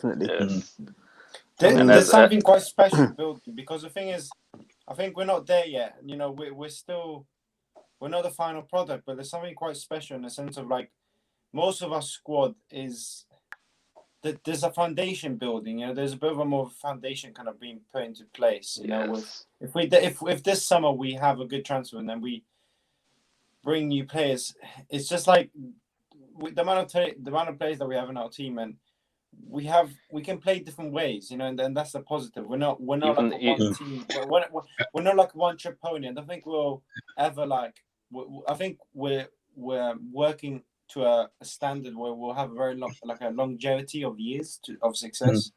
I think Chelsea fans just need to be patient. We're young. We're a young side as well, so we're growing together. We need to be patient. We really need to be patient. Let's just like, you know, I wish I could just skip 3 years and see Mount when he's 25. I want to see when Hudson-Odoi is 25. I want to see when, you know, I mean, I want to skip a couple of years, like go in the future and just see how it goes. And you know what? On to your point before, Max, you say just very quickly, it's important to send that message out on social media, because the reactionary fan bases is what's driving these players away. There is so much venom in the social media right now that every game we want to sack somebody, every game we want to get rid of some player, and we have to at some point say, you know what, let's be patient. Let's watch this play out now. You know, criticism. I don't mind criticism. I've always said I don't mind criticism as long as it's done in the right way. When it starts to get abusive and personal, that's when it's, you know. Weren't we shipping Ziyech last game? What was that? I think segments were. Ziyech and Werner were apparently, and Werner too, right? Yeah. Pulisic. Pulisic apparently is still on his way out. You know, he's still not happy. Is he? I was watching the match on Bin Sport, and you know, the commentator. Oh, here comes on the American captain who is on the way out of Chelsea. Man United are interested. Liverpool are interested. Bayern Munich are interested. He'll be leaving the club as soon as the transfer window opens. Blah blah blah blah blah. And I'm like, take it easy, man. Calm down. You know, chill out. I was watching on that too. Do you know what? I had to mute it, man. I actually read that he actually came out himself personally from his camp and said that, as it goes, he's actually happy at Chelsea. He wants to fight for his place because he's happy at what. I saw that, man. Tuchel's actually doing. So I don't know why. DJ, what you just said there, it doesn't sell papers, doesn't sell, you know, doesn't get clicks. No one's even talking about it. That's the thing, though, isn't it? It's true, mate. It's true. And for that reason alone, I felt I was having a conversation. I think it was with you. Was it? I can't remember if it was you, DJ, or Mikhail, one of you, when I said that means we're doing something right. When they're trying to unsettle the club and say that this person wants to leave, that person wants to leave, it's because we're doing something right, and they just want us to, you know, fall apart. And the press don't like us; they never liked us. Do you know what, Doug? They've never liked us. As I said to Max on Twitter a few times. We were chatting on Twitter, and I don't know if Baggy would even remember this. But back in the day, what they used to do is when we had Ken Bates in charge of our football club, what he used to do, he used to ban the press from actually coming in because of any reporter writing rubbish about us, they won't even they won't be allowed in any kind of press conferences. He would not even allow. Those days, I mean, I know we can't keep on banning everybody from the press, but when people like the same old people are talking rubbish, and they keep coming, same people keep coming to and going on and on about the same. You think at some point, I hope the club can react on one journalist, because I know there's a particular journalist that can't stand Chelsea, and I think we all know who he is. There's no one. There's so one many. particular, and he writes Ken Bates used to so get a lot of much hate. rubbish. You know what I mean? Ken Bates used to get a lot of hate. Yeah, I remember that. But do you see Rudiger put Matt Law in his place today? Yeah. On yesterday with the press conference. Thank you. Yeah, I heard Thank that. you. That So was I was funny. going to name that name, and you named that name. Like we have the biggest problem is that our biggest media personality covering the club, that gentleman. He's the biggest shithouser out there. With the timing of what he releases, and the kind of like he's been praising Emanalo after he's left. He's praising, I don't know, Kepa. He's praising. Like it's like who lets this guy into the club? I don't get it. Why does he have access? Didn't he break the news before? He was the one who broke the news about Lampard as well, wasn't it? Yeah. But listen. Yeah, exactly. Mikhail, and Max, listen to this. Yeah. Have you noticed how he gets a lot of airtime and he gets a lot of respect from the big YouTubers on Chelsea? Yeah. They've always bigging him up. They've always giving him, even he's the best sources. Blah blah blah blah blah. Even though he chats a lot of breeze. He gets a lot of respect from the big YouTubers, and I don't understand why that is. Even a couple of the major podcasts, especially from the American continent, have recently started giving him a lot of airtime, and I've lost respect for them. I've honestly I have one to come back for Baggy now. I have one to come back for Baggy. Hey. I have one. Who set up the goal? Who set up the goal for Emerson? What? I'm just watching it now. I think it was Pulisic. What shirt does Pulisic wear? Number 10.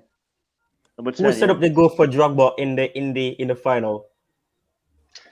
Mata. It was a Mata. What number did Mata wear? What number did Mata wear? Number 10. Okay. All right. If it was the same round, then yes, but it's like a couple of rounds too soon, man. So we gotta wait. To be fair, had results not gone the way they have, I would have been criticizing that player, but he was involved in that final goal, so I'm not going to say anything beyond that right now. Can't even be a man, Pulisic, man. Like he looks so out of it. I don't know what's wrong with him. He can't even dribble past a player. Like I saw that today a few times. I'm sorry, man, but I don't know what's wrong. He shrugged it off for that final run. He shrugged it off, so I'm going to give him a pass. Do you guys reckon he's got personal issues? There's something not quite right there, is there? I'm not sure whether it's the niggling injury. Do you guys remember a while back? I can't remember what game it was, but then but he was fit, but he wasn't selected, and he didn't play. And we were told that Super Bowl. Super Bowl Sunday. Super Bowl Sunday, exactly. Yes. And they said that he has family engagement, blah blah blah blah. Could he be having issues out, back home, with his parents, with his, I don't know, his girl, I don't know what the situation is, but could he be having issues like that? That's what brought down Kepa. Kepa broke up with his girlfriend, and all of a sudden he became one of the worst keepers on the planet. Let's hope not. Let's hope not. Chelsea Stan, what are you still doing that, mate? You should I was just reading. Coming over for just reading his comments. I know, just reading his comments. But you know what? Going back to what Baggy was saying about Pulisic, listen. For me, I really think this. I think most of our players. I think we said. I said before at the start of the season when we got all these players. I said this team. I think for me is more cut out for winning the Champions League or doing well in the Champions League than in the Premiership. Only because they've not had a pre-season. They don't know the way of how we're playing and stuff, and then they're more suited for the Champions League. Now with the situation with Pulisic. I mean, I say the same thing about him. It's just that when he got that injury in the FA Cup, we all know he hasn't been the same player. However, I still think personally there is a player there, and I think it just needs to come back out. And I think when I'm hearing all these criticisms he's getting, I get what people are saying and all that, But for me, I still think he's got a huge part to play still this season, and I think you'll see the best coming out of him again. Listen, when he came on against Liverpool in that 5-3 match, and he totally transformed the game in the and how he was post lockdown, that guy was our best player. You know, sure. He's a talented guy. So he's as I said, he's just going through a rough patch. Don't know what it is yet, but like you, DJ, I think we should stick with him. Tuchel said it himself that this is the problem with playing at clubs like the Premier League and the top European clubs is that you don't get any time. Yeah, there is no time. There is no time, and that's the challenge. Especially these kids are young, so we're vested in their success. We've just brought them in recently, right? So, but they also have to realize that they don't get a lot of chances. No, yes. Hey, Baggy. Yeah. Sorry. Tyron, 1 minute. I'm going to bring in someone who Baggy may recognize the voice. So off you go, Class. Hi. I think Ziyech and Pulisic. Yo! long time. I'm trying to remember the name. Sauce the T. To be honest, we have given them a lot of chances. And if we really want to win a Champions League, we need Grealish and Haaland. And Ziyech and Pulisic need to go. You want Ziyech and Pulisic to go, bro? Seriously? You know what? Remember him? Are you messing here? Baggy, remember him? He was the one we were having that conversation with Lampard and the young players. Yeah. Remember? Yeah. What's your name not again? Today, guys. Not today. What's your name I'm again? Not hearing it. I'm not hearing it today. Yeah. And what are you saying now? What's the you were a bit controversial last time. So what are you saying now? Who's going to go? You do want to go? Ziyech is not that good. He's 28, right? He played nice today, but 27. He's 28. He has only played 27. For Ajax, and he's 27. Playing for us 27. Now. Right? 27. 28. So you said Ziyech and who? Pulisic was it? You said Ziyech and Pulisic both. And Mount and to come in Grealish and who? Grealish and Haaland. I think we can find them. We can get them. I think somebody should grab João Felix and lock him up at Stamford Bridge. If someone said if you had a chance to get Haaland and Grealish and you had to swap them for Ziyech and Pulisic, I would do it in 1 second, man. Yeah, I mean the context. It's the context, right? Yeah. So I would yes. I get his point on. I get this is all theoretical talk. Tammy is over. Tammy is finished, right? Tammy's done. He's going to go. Tammy will definitely go 100%. I think he will go. If Haaland comes, Tammy's definitely gone. Yeah. And Giroud is, to be honest, he's not. He's a squad player. He's not going to be here lasting longer than. I have a feeling that if Tammy can find his way into the Bundesliga, Tammy will be as big as anybody else. No, I think so. In that league.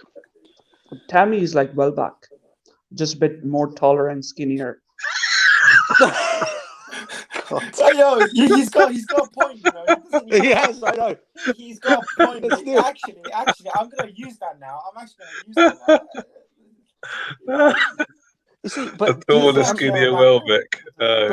Going back to Pulisic though, would you not think though, if he was to say, okay, let's just play what you call it here, right? Yeah. Okay, say for example, people say we won't sell to a rival club. I totally disagree because if a club comes in and says, okay, Chelsea want this much for him, right? And this is his buyout clause. The club comes in, puts some money on the table. This is his buyout clause. It could be Liverpool, it could be Manchester United, right? He rocks up at, let's say, any of those two clubs. They manage his injuries, and he starts performing for them. What are you guys going to say then? That's what I'm saying. It's going to be like another. We'll have Haaland and Grealish.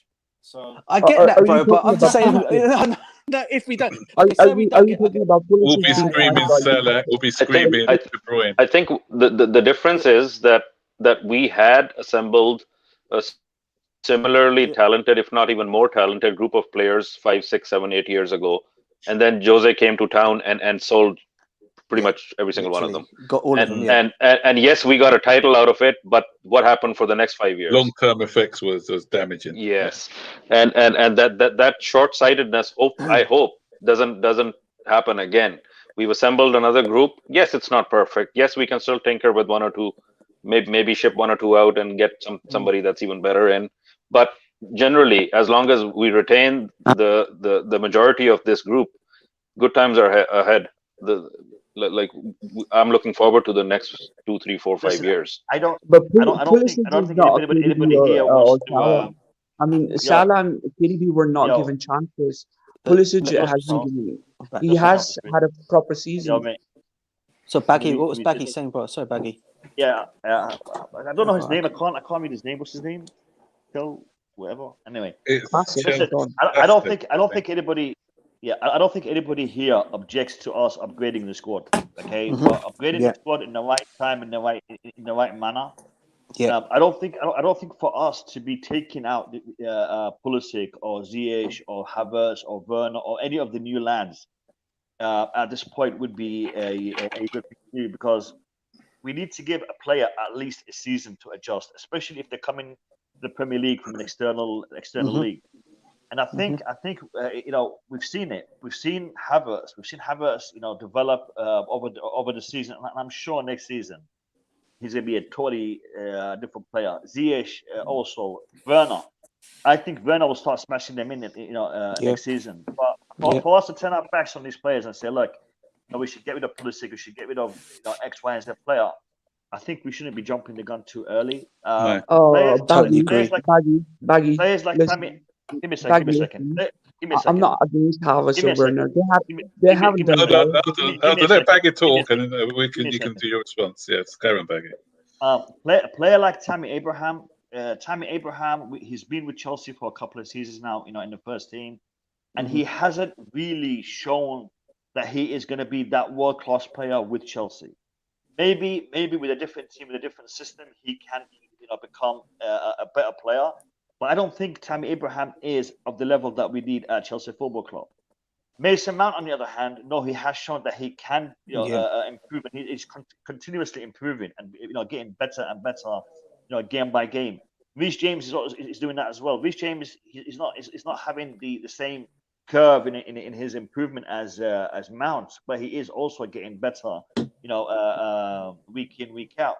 So we need to look at it in that way. We don't need to paint it over with a broad brush and say change all the attack, change the defense. We need to do it keeping in mind what kind of formation we want to play, what kind of system we want to play, and tackle it in that way. And I'll also add Hudson-Odoi to that as well, bro. I think he's another one who can improve. Definitely. Another one. Definitely. I agree. Yeah. I agree with Odoi and Reece James. I think they have a future. I don't agree with Mount, Pulisic, and Ziyech. Havertz and Werner didn't have a really nice season this time, but they are technically inclined. I mean, if you add Grealish or Haaland into the team, then they would probably blossom more. But Ziyech is 27, 28, man. What can he do? Can I ask you we need a bit of experience as well as young players. Yeah, you can't have everybody 21. He's been playing for all his life. I was going to say the other thing, bro, is you also got to remember, none of these players have had a pre-season. So you can't just judge them and knock them out the door after just one season. Do you know what I mean? I mean, Ziyech especially. I mean, at least give them a pre-season, see how they're going to perform.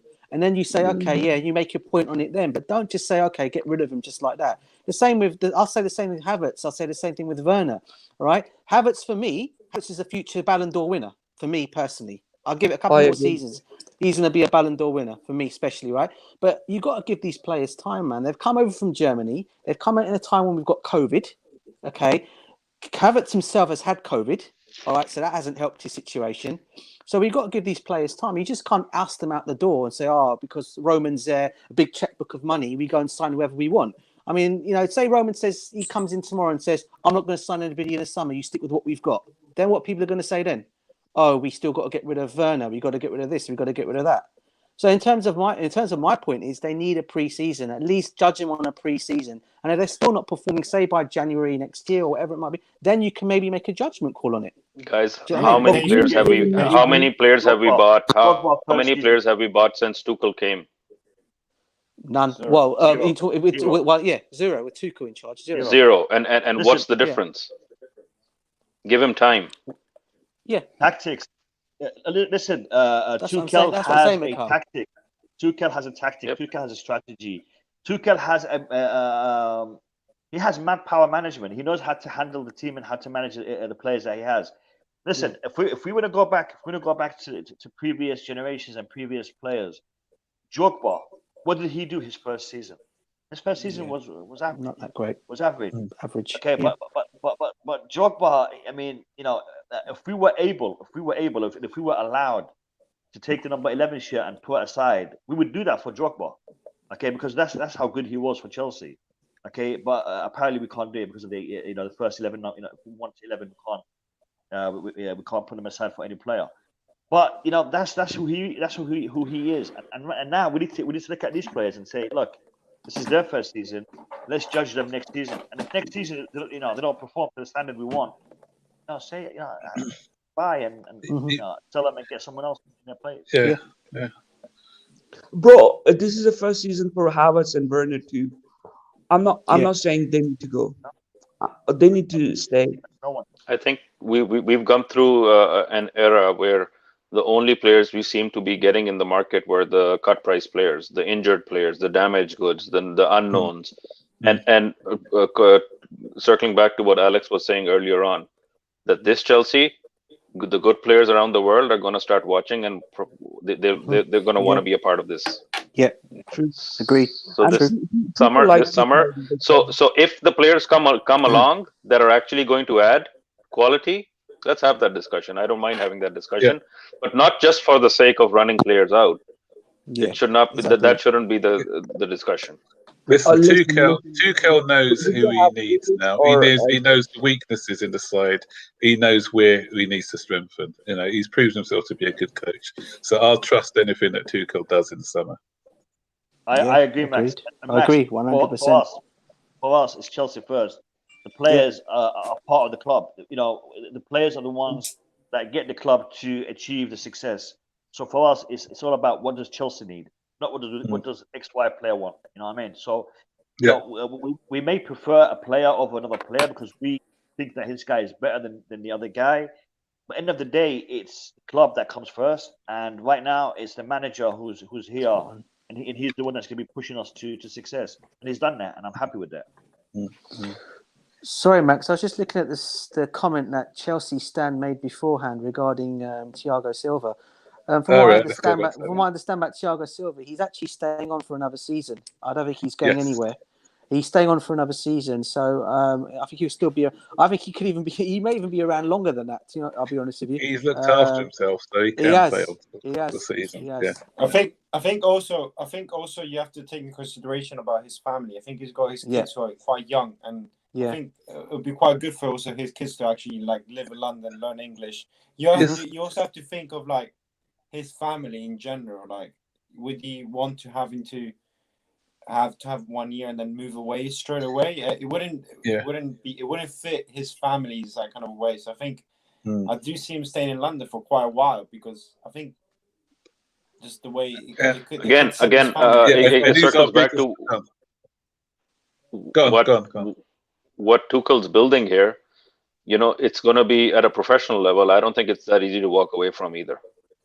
Yeah, and he's our biggest supporter as well. His wife. Do you see his wife? She loves Chelsea. Massive. And the children as well. The children. Yeah. I think one of his sons are talking about was going to our academy, if I wasn't mistaken. So Max, you're spot on. You're spot on. Thiago Silva's family are invested in this club. They have. I mean, they are big fans of the club right now, and from what I can tell, they want to be part of this. Moving forward, maybe even after next season, when Thiago Silva maybe decides to retire, I think he may even be looking to do a coaching role with the defenders and whatnot. Yeah, I have that might be the case.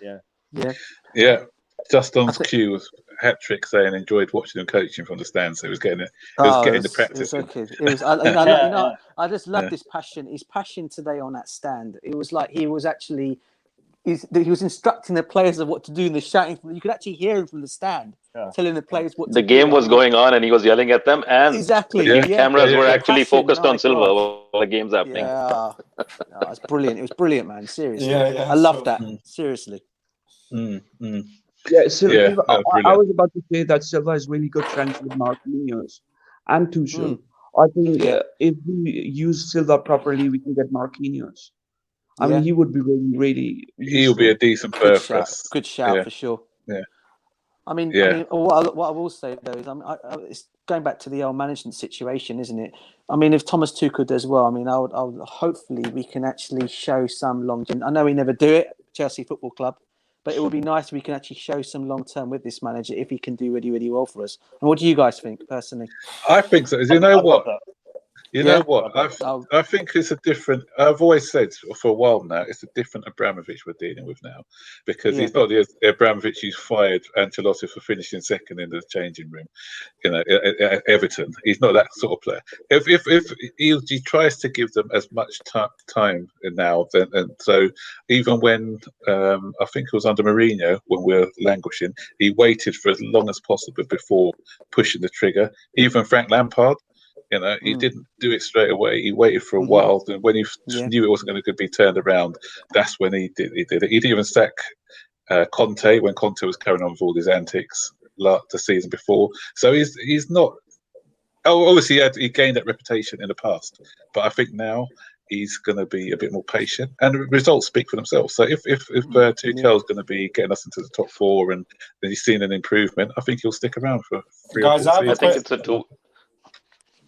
Sorry, no, I have a question for you guys. So, are you guys a bit worried that I'm kind of worried that if our defense keeps playing this well, then the board might think, oh, we don't need a defender.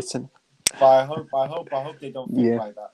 Because the thing is, we're playing well at the moment, but I still think we still need like some kind of a world-class centre back. Because the thing is, with Rudiger and Christensen, they can still be shaky at time to time. They have been good, Alex. But I don't think... Alex, I want to ask you a question with a question. Do you think Jose Maria Jimenez showed enough today to take either Rudiger or Zuma's place? The team? No. I when I came on straight away, I said that he looked like a 5-year-old kid playing on a park. Yeah, he did. He did say that. He did. And right now, sorry, I didn't catch that. But right now, the reports are saying that Chelsea are looking to pay his release clause of 120 million. Oh man! So that I would not want to see that happen. You know, take off the 100 and just leave the 20. Then now you're talking. No, but the thing is, I think it's just because he plays in a Simeone team, and there's this whole thing of because Simeone is a great manager, great defensive manager. I think I just don't see him being that kind of. I don't know, man. I just saw things like I could just see him struggle in the Prem. He might be good in the La Liga, but I can just see him I think he would just get out muscled. He's a good defender. I think he's got the kind of the grit. I can tell. But today, you know what I mean? Like today was his like. He was an off day. You can't judge him on.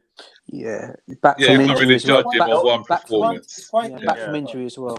He's quite injured prone also. He's had a lot of injuries. That's the thing. So I wouldn't risk it. Like the only defender that I would, to be honest, the problem is at the moment there isn't really a clear defender that Chelsea can go and get besides him. Alaba. Yes, but no, but not as a centre back. Not really as a centre back. Yeah.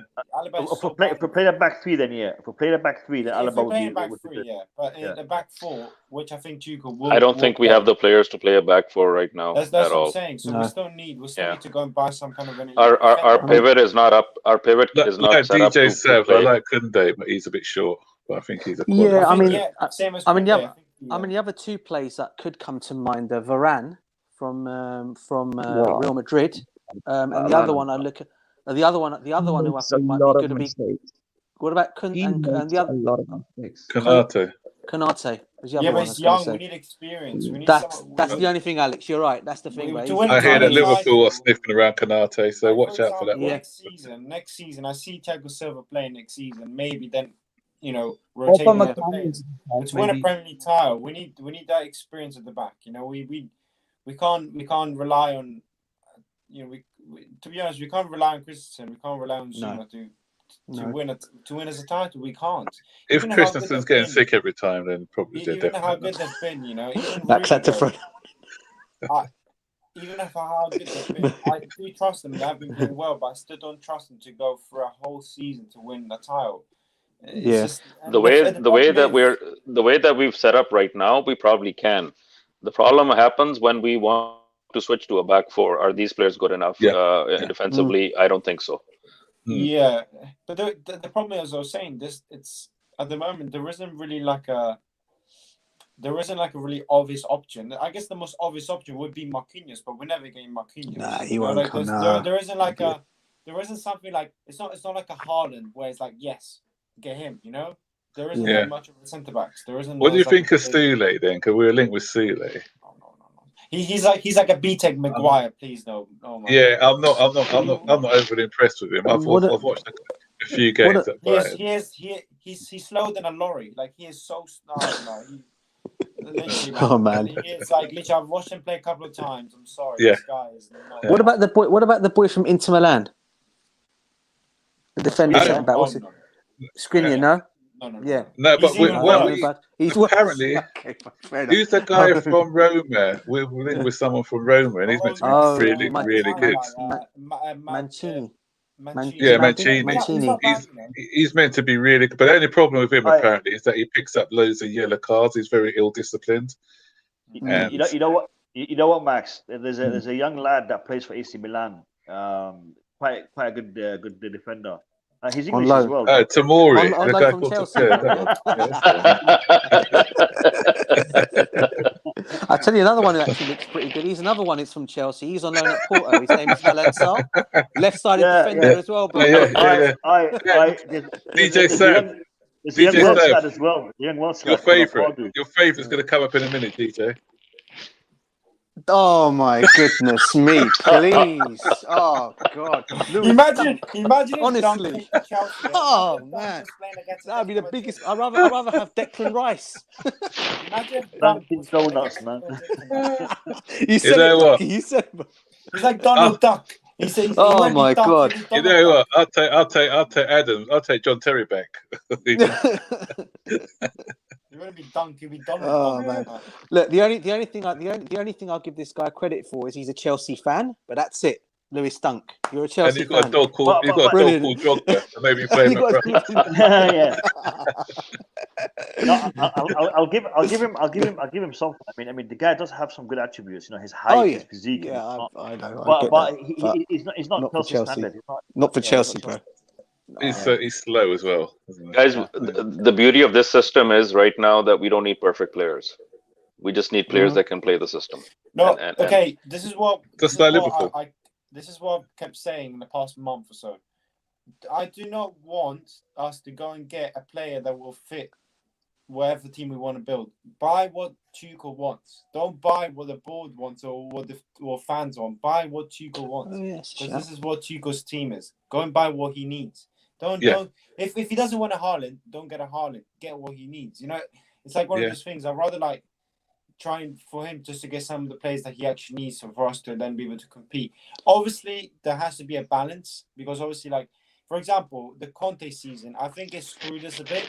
I think yes, he did brilliantly to win the Premier League, but the players that he brought in, and yes, okay, the board also didn't back him, but the players kind of that he brought in, it actually it made Chelsea kind they were niche players, weren't they? They were niche. Alex, Conte went the striker. And he said he wanted the target. No. But what did the board say? We'll give you Andy Carroll. Andy Carroll. Oh my goodness! When he couldn't get Andy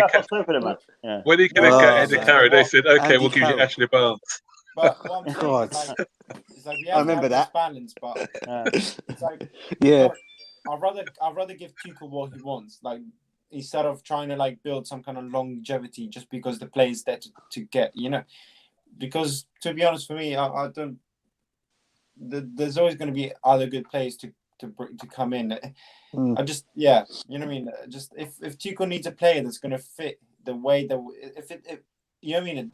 Even who's that player? Herman, that German player. The winger. The winger, yeah.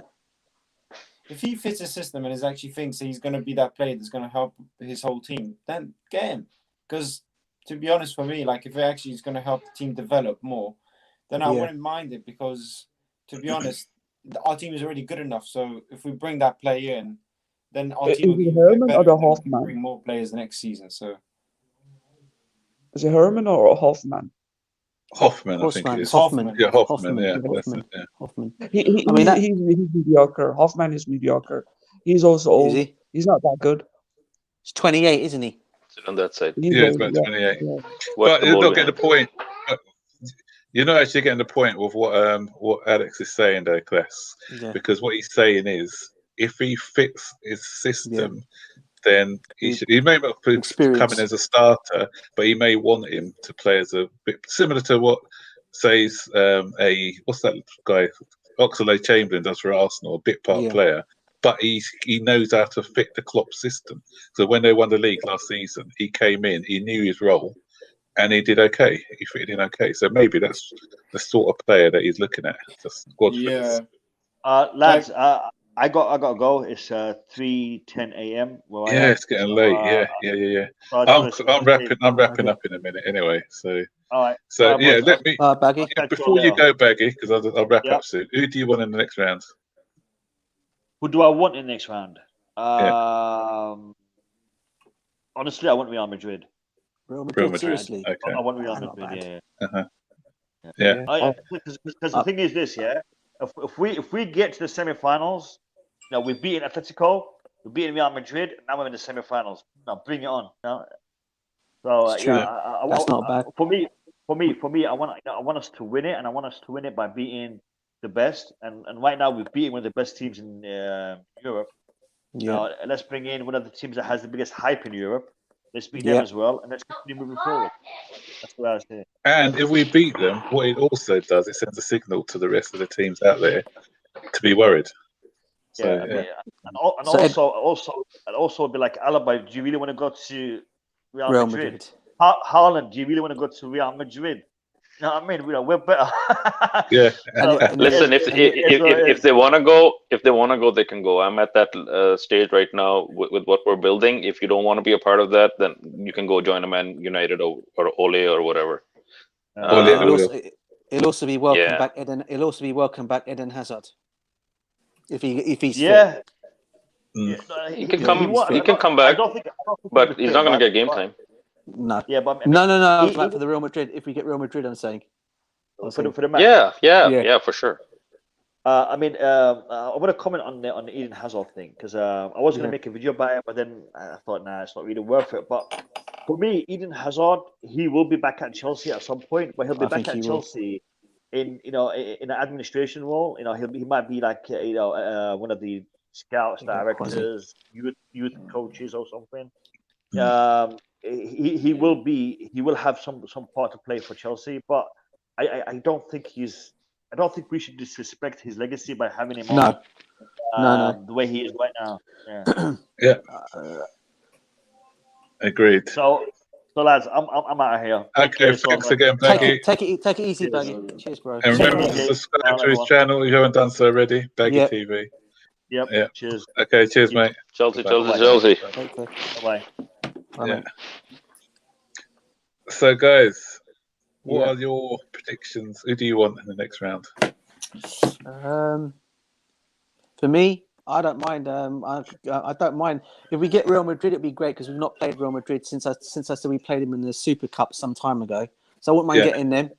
Porto, or even Borussia Dortmund. Any of those three, I don't mind. Yeah. Okay. What about you, Alex? Look, man, I want the easiest run. I want the easiest run to a final. But I would love a Real Madrid. I would also love a Dortmund because if we actually then go beat Dortmund, then we'll give a message to Haaland. It's like, hey, look, man, this is a club to come to. It's a club to come to, bro. This is what we've done to your team. Like, look at our Stop team, stealing my ideas, man. I should have gone before you, man. You just took the words out of my mouth, man.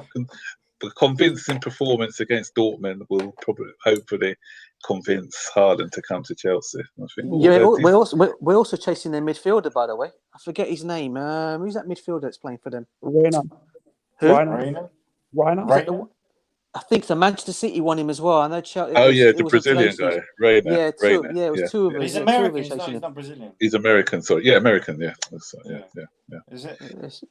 Yes. I think it might be him. Is it him? Or was it another? Yeah, it's Reina. It is him. It has to be him. Like it has to be because all the midfielders are a bang average. So he's the only one. It's got to be. Yeah, I think I saw it today on Twitter. I think it is him. All I know is I saw Manchester City and him. Manchester City and Chelsea, the two clubs looking at him. But talking about what Alex just said, if we do put in a good performance, then he'll think Haaland would think, I want a piece of that. I'll tell you a story. We're under Conte when we won the league. We played Leicester and we played them off the park. And after the game, a certain Riyad Mahrez said I can't remember what other player turned around. I said, decent team, I won't mind playing for them. And we could have got him the season after.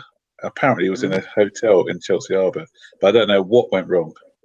And even Sancho, Sancho would. I forgot about his links. I would have a bit of that.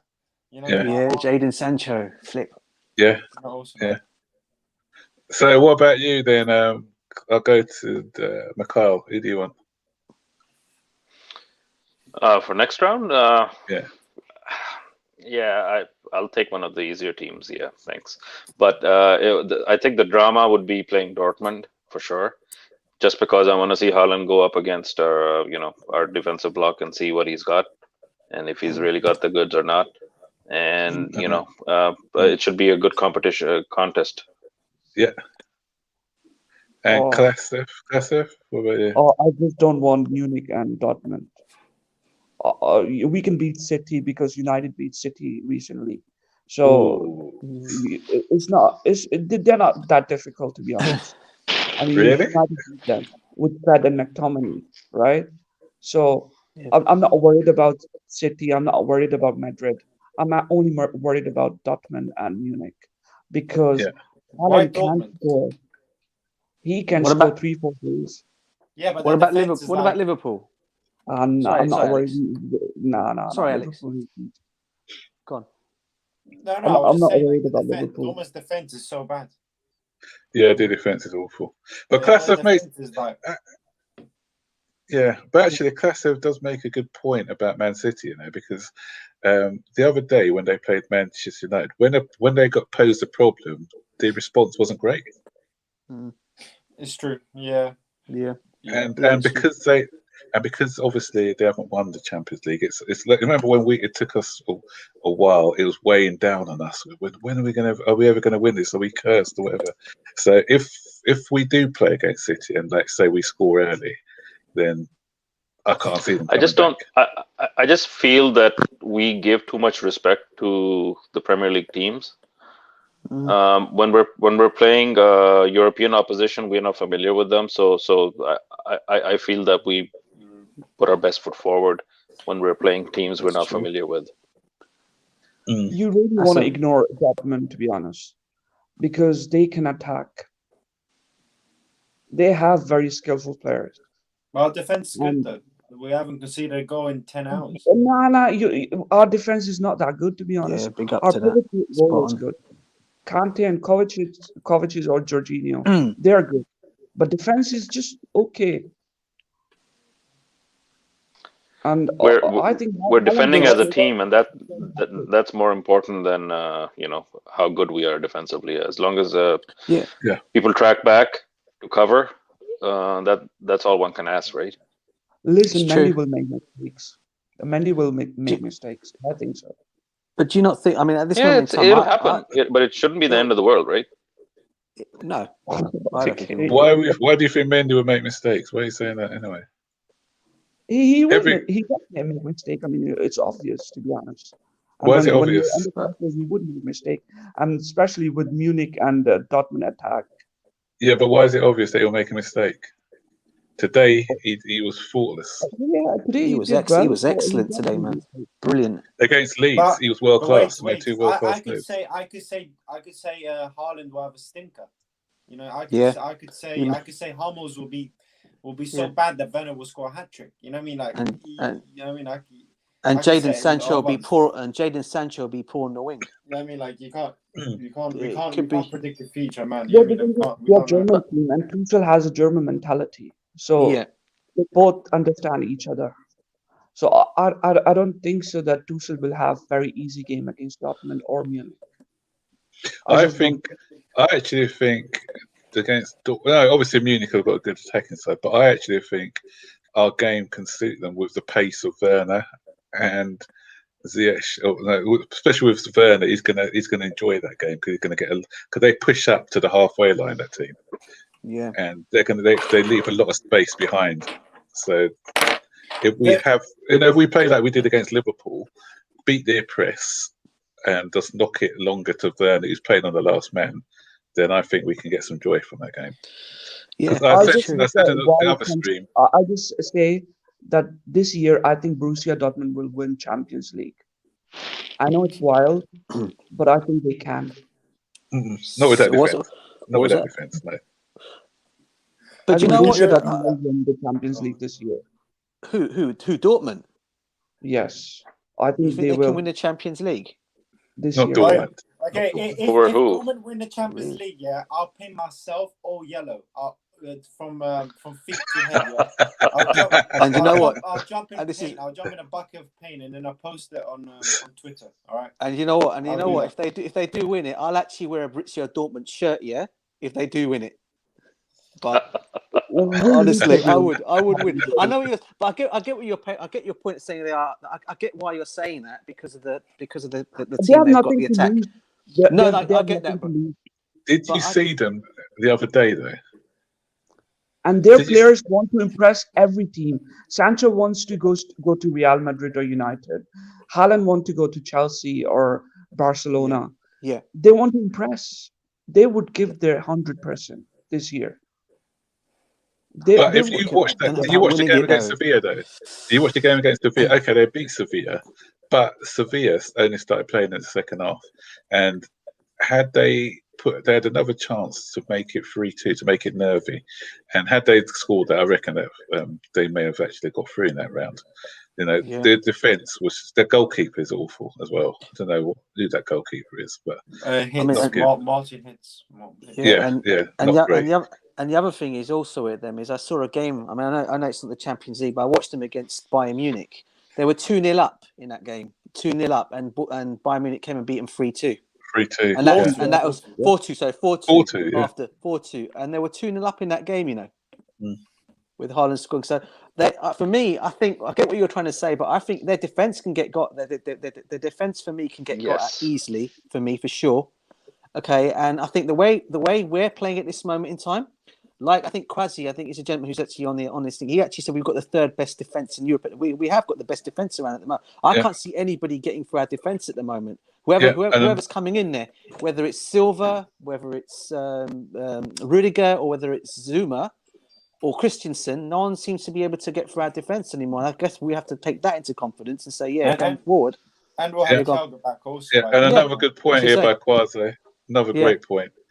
Great individuals, but not a good team, not a solid team. So individuals alone doesn't win it for you. The other thing is that we're keeping possession a lot, so the other teams are not having as many chances to break us down either, and that plays the high press and the counter press comes into play to make it all work, make it all tick right now.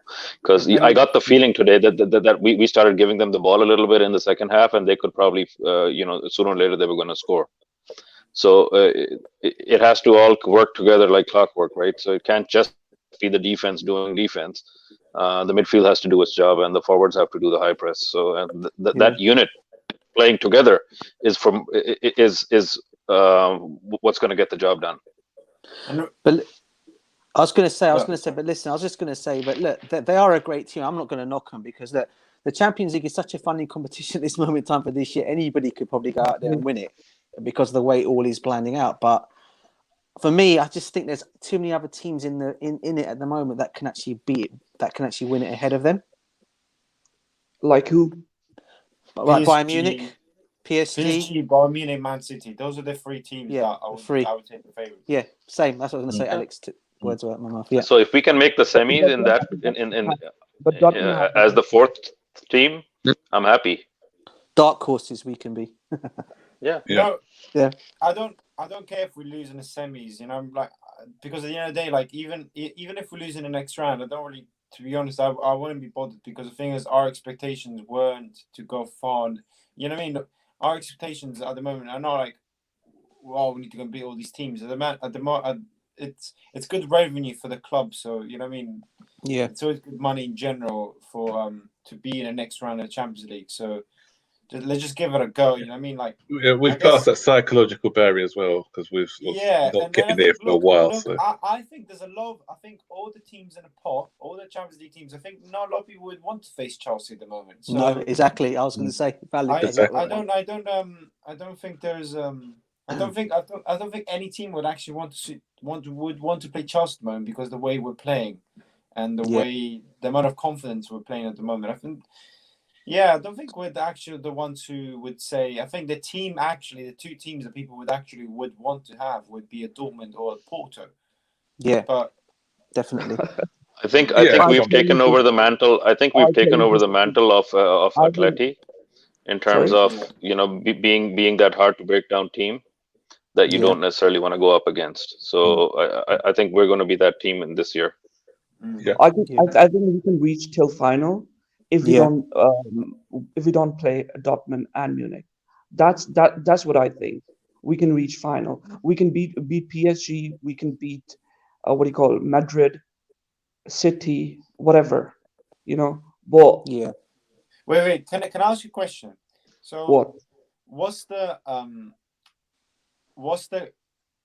reason to why we can beat City but not Dortmund? What's the one reason? Well, why is it we can beat City but not Dortmund? City doesn't have strikers. City don't attack together. But they still score goals. They still score a lot of goals. They've got firepower all over the pitch. They've got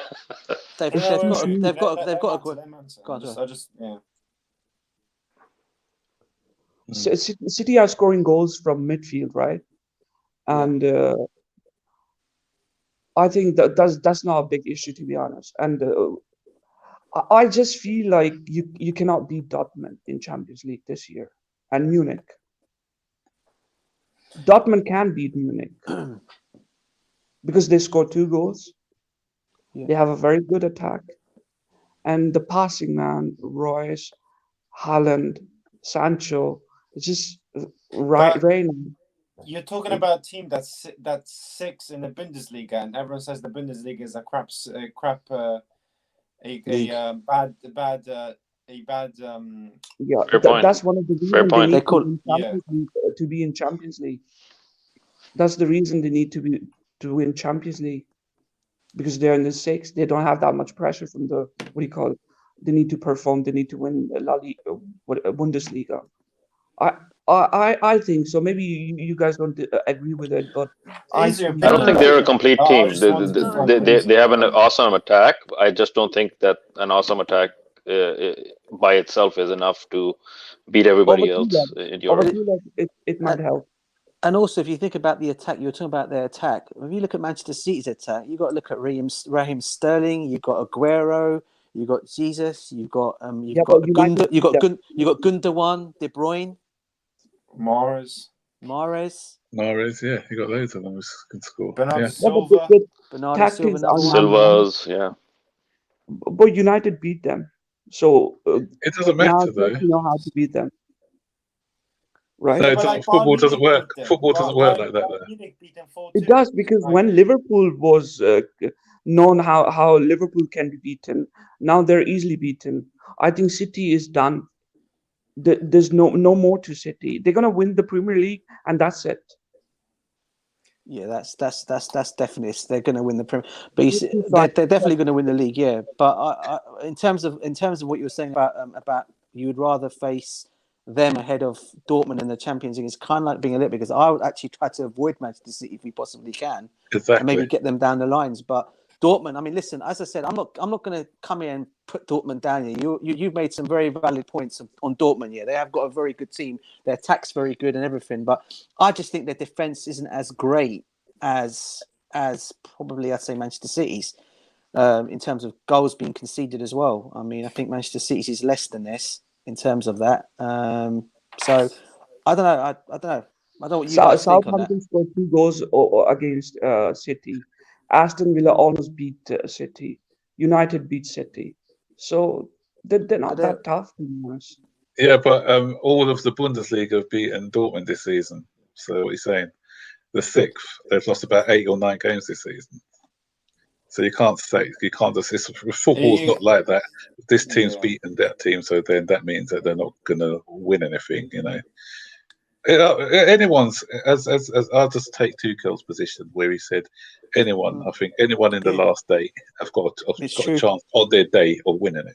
I'm not discounting Dortmund because but I wouldn't be unhappy if we drew them. But, but we can't say that they're favourites. They're nowhere they're favourites. Yeah, which team can beat Munich? Can you tell me which team can beat Munich? Sorry, which team can beat Munich? Which team can beat Munich? Man City can beat Munich. Us on our day can beat Munich. I think. I think we're capable of beating Munich. Yeah. Liverpool can beat Munich. If they're on it. Probably not with their defence, but Yeah, and possibly maybe I know Paris Saint-Germain lost them last season, but there's a possibility they could still beat them. As well. PSG can beat them. Yeah. Who do you guys think is the out-and-out favorite? Oh, for the Champions League. Probably have for to the Champions League. Probably have to say Bayern still. I'll probably say Bayern. I'll probably go with Bayern as well. Yeah. Followed by Man City, I think. I think I've got a feeling that Pochettino might do might pull it off. I've got a feeling. You think? If they have all their players fit, and then I think Neymar stays fit, and I actually have a full squad, I don't see why not PSG could actually do quite well. Are Bayern playing any better than last season or worse? Worse. Oh, worse, I think. They're worse. But because they haven't got Thiago this season. He made them tick in the middle. Bayern have conceded over 40. I think it was 45 goals this season, and it's still 10 games to go in the season. And I think a lot of people are getting used to that high line football that they play, and Yeah. So, well, then let Liverpool take them on. What's that? Liverpool, or City or Liverpool both should be able to take them on. Yeah. Yeah, Liverpool with the pace behind with Salah and Thing running at that. Yeah. Liverpool on this day are still a good team, so you know what I mean. Liverpool can still also go far. That's the thing. Champions League. Like it is. I see what Klassen was saying. Dortmund can still go far. It is Champions League, and anything can happen. Sometimes in the Champions League, kind of form does go out the window. Chelsea. No one expected of all the times Chelsea could have won the Champions League. It was the time when they won it. No one really expected Chelsea to win it that year. It was usually the previous 2 years before that. So anything can happen. So and Liverpool finished 8th that season when they won it. Yeah, under Benitez. So and when we won it, we finished 10th, didn't we? When we won it. No, I think we were 5th. Was it 5th? Was it 5th? 5th was it 5th? Yeah. 5th when we won it. 5th was 2000. It was 6th, it may have been, and it was quite funny because Tottenham were finished 4th. Oh no, I'm getting mixed up. Sorry. It was the sacking. Sorry, my bad. It was a sacking. We went into that. Sorry. Yeah. Anyway, guys, not win the 12. PSG will not win the Champions League because we don't know. You can't say you don't. Just say you don't. Their team is. Their team is good, man. Did you watch the Barcelona versus PSG first half? Barcelona literally run riots on that. Yeah, they've got a chance. Yeah, but to be honest with you, he's gone, man. Sorry. The only thing I say about PSG is that when the going gets tough, they run away, don't they? They're not. They can't tough it out. I was just about to say that. But yeah, it's true. But I think the reason why I think we may have a chance, Matt, is because Thomas Tuchel reached the final last season. He lost it, right? If we can get anywhere near there, I think he'd want to put one over this time. I really do. So I think we have got a chance as well, depending on how we go. Honestly, He will make some mistakes. He would put Mount back into the squad. But you got against Mount? Yeah, I was going to say you got a Mount agenda. I have no Mount agenda, but I'm saying that chemistry. Mount doesn't have a chemistry with anyone, so probably. But Mount's been our best player this season. What are you talking about? But do you? Yeah, but as also, for Johnny. Johnny says Mount is the best player of the year. He's been our best player this season. He's been our most consistent player this season. But he doesn't have a chemistry with other players. Sorry, he doesn't have a what? Sorry, chemistry with other players. The only thing he needs to do is improve in the final third. Sometimes his decision making, but the other aspects. I think it's horses for courses. Mount will do a different job. Havertz will do a different job. I think it's a good position to be in, where we have a choice. We can play either or conversely, as this dynamic develops, maybe Mount can start getting subbed off and Havertz coming on to get more game time. Stuff like that. Interchange them. And then he would blame Werner and all the squad, and then he'll get a lot of players in the summers. I think that's his Listen, plan. today we're celebrating. We're not worrying about any of this right now. Yeah, that's it. That's true. We celebrate that. Keep positive. Glass half full, not glass half empty, guys. Let's just appreciate the players that we have. Exactly. And just one last thing on the Mount thing. I was just going to say, Lampard trusted in him. People say it was his son. But now Tuchel's also trusting in him. So there must be something about this player that they like. And I have to say, if you look at his energy on the pitch, he does do a lot of work on the pitch. I just think he's probably burnt out because he's been played so many games. He's just not had a proper rest. Sometimes as fans we're saying he needs a rest. I agree he does. Now that Havertz is showing a bit of fitness, he might actually see him being rotated now. Him and Havertz in games. I agree. Yeah. Mm-hmm. And I can bet you Mount was probably taking notes today. Yeah, definitely. Anyway, guys, it's 1:30. 25 oh my God. It is 25 to 1, sorry. Max, thank you for hosting. We've been talking. You know what? We could talk all night, but you know what? No, mate. I've actually got work tomorrow for a change, but I've got to clear out my conservatory and take stuff down the skip. I've got class, I've got class tomorrow. So. Yeah. Yeah, thanks again, guys. We could talk all day, man. Tell Zane hello, yeah. I know he must be happy at this moment. Zane's there. He's great. Yeah, we went to bed 2-0. laughing. We went to bed laughing because of it's just the way that Emerson came on and scored with his first shot, and that was so funny. So, first touch of the game, innit? That's class. Even Elijah stayed up and watched it as well. Did he? So I said, look, if you supported a better team, you'd have been watching Wednesday night football instead of Thursday night. but they're gonna go. They're gonna go through tomorrow, aren't they? His team are gonna go through tomorrow. Yeah, they're through already. They're through. So, I think this is a good point to have a Family Feud episode. Yeah. What's happened, Alex? What happened, bro? My whole video has been retweeted on the Football Terrace. Really? I gotta go and see that now. You gone viral? I gotta go and watch that. Yeah, I have to look at that. Is it under Terence? Is it under Terence Lewis? Is that main post, main post. Were you talking to Terry? Were you? Yeah, the whole of them. Yeah. No, it's on their main. It's on their main. All right, but I'm gonna go and check that out. Yeah. I have to check it out. Oh. You've gone viral. Alex has gone viral, man. That's good. Anyway, guys. I want to keep myself low, but I was just doing. Well, low profile, bro. Not now, mate.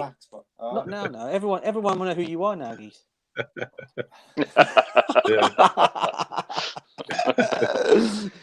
Anyway, all the best, guys. Have a good evening. Cheers, boys. Peace out, guys. Have a good evening, guys. And we can all sleep well tonight, yeah? Know that we're in the ball. For sure. Up the Blues. Up the Chelsea. Up the Chelsea. Yeah. Bye. Cheers, guys. Take care, mate. Bye.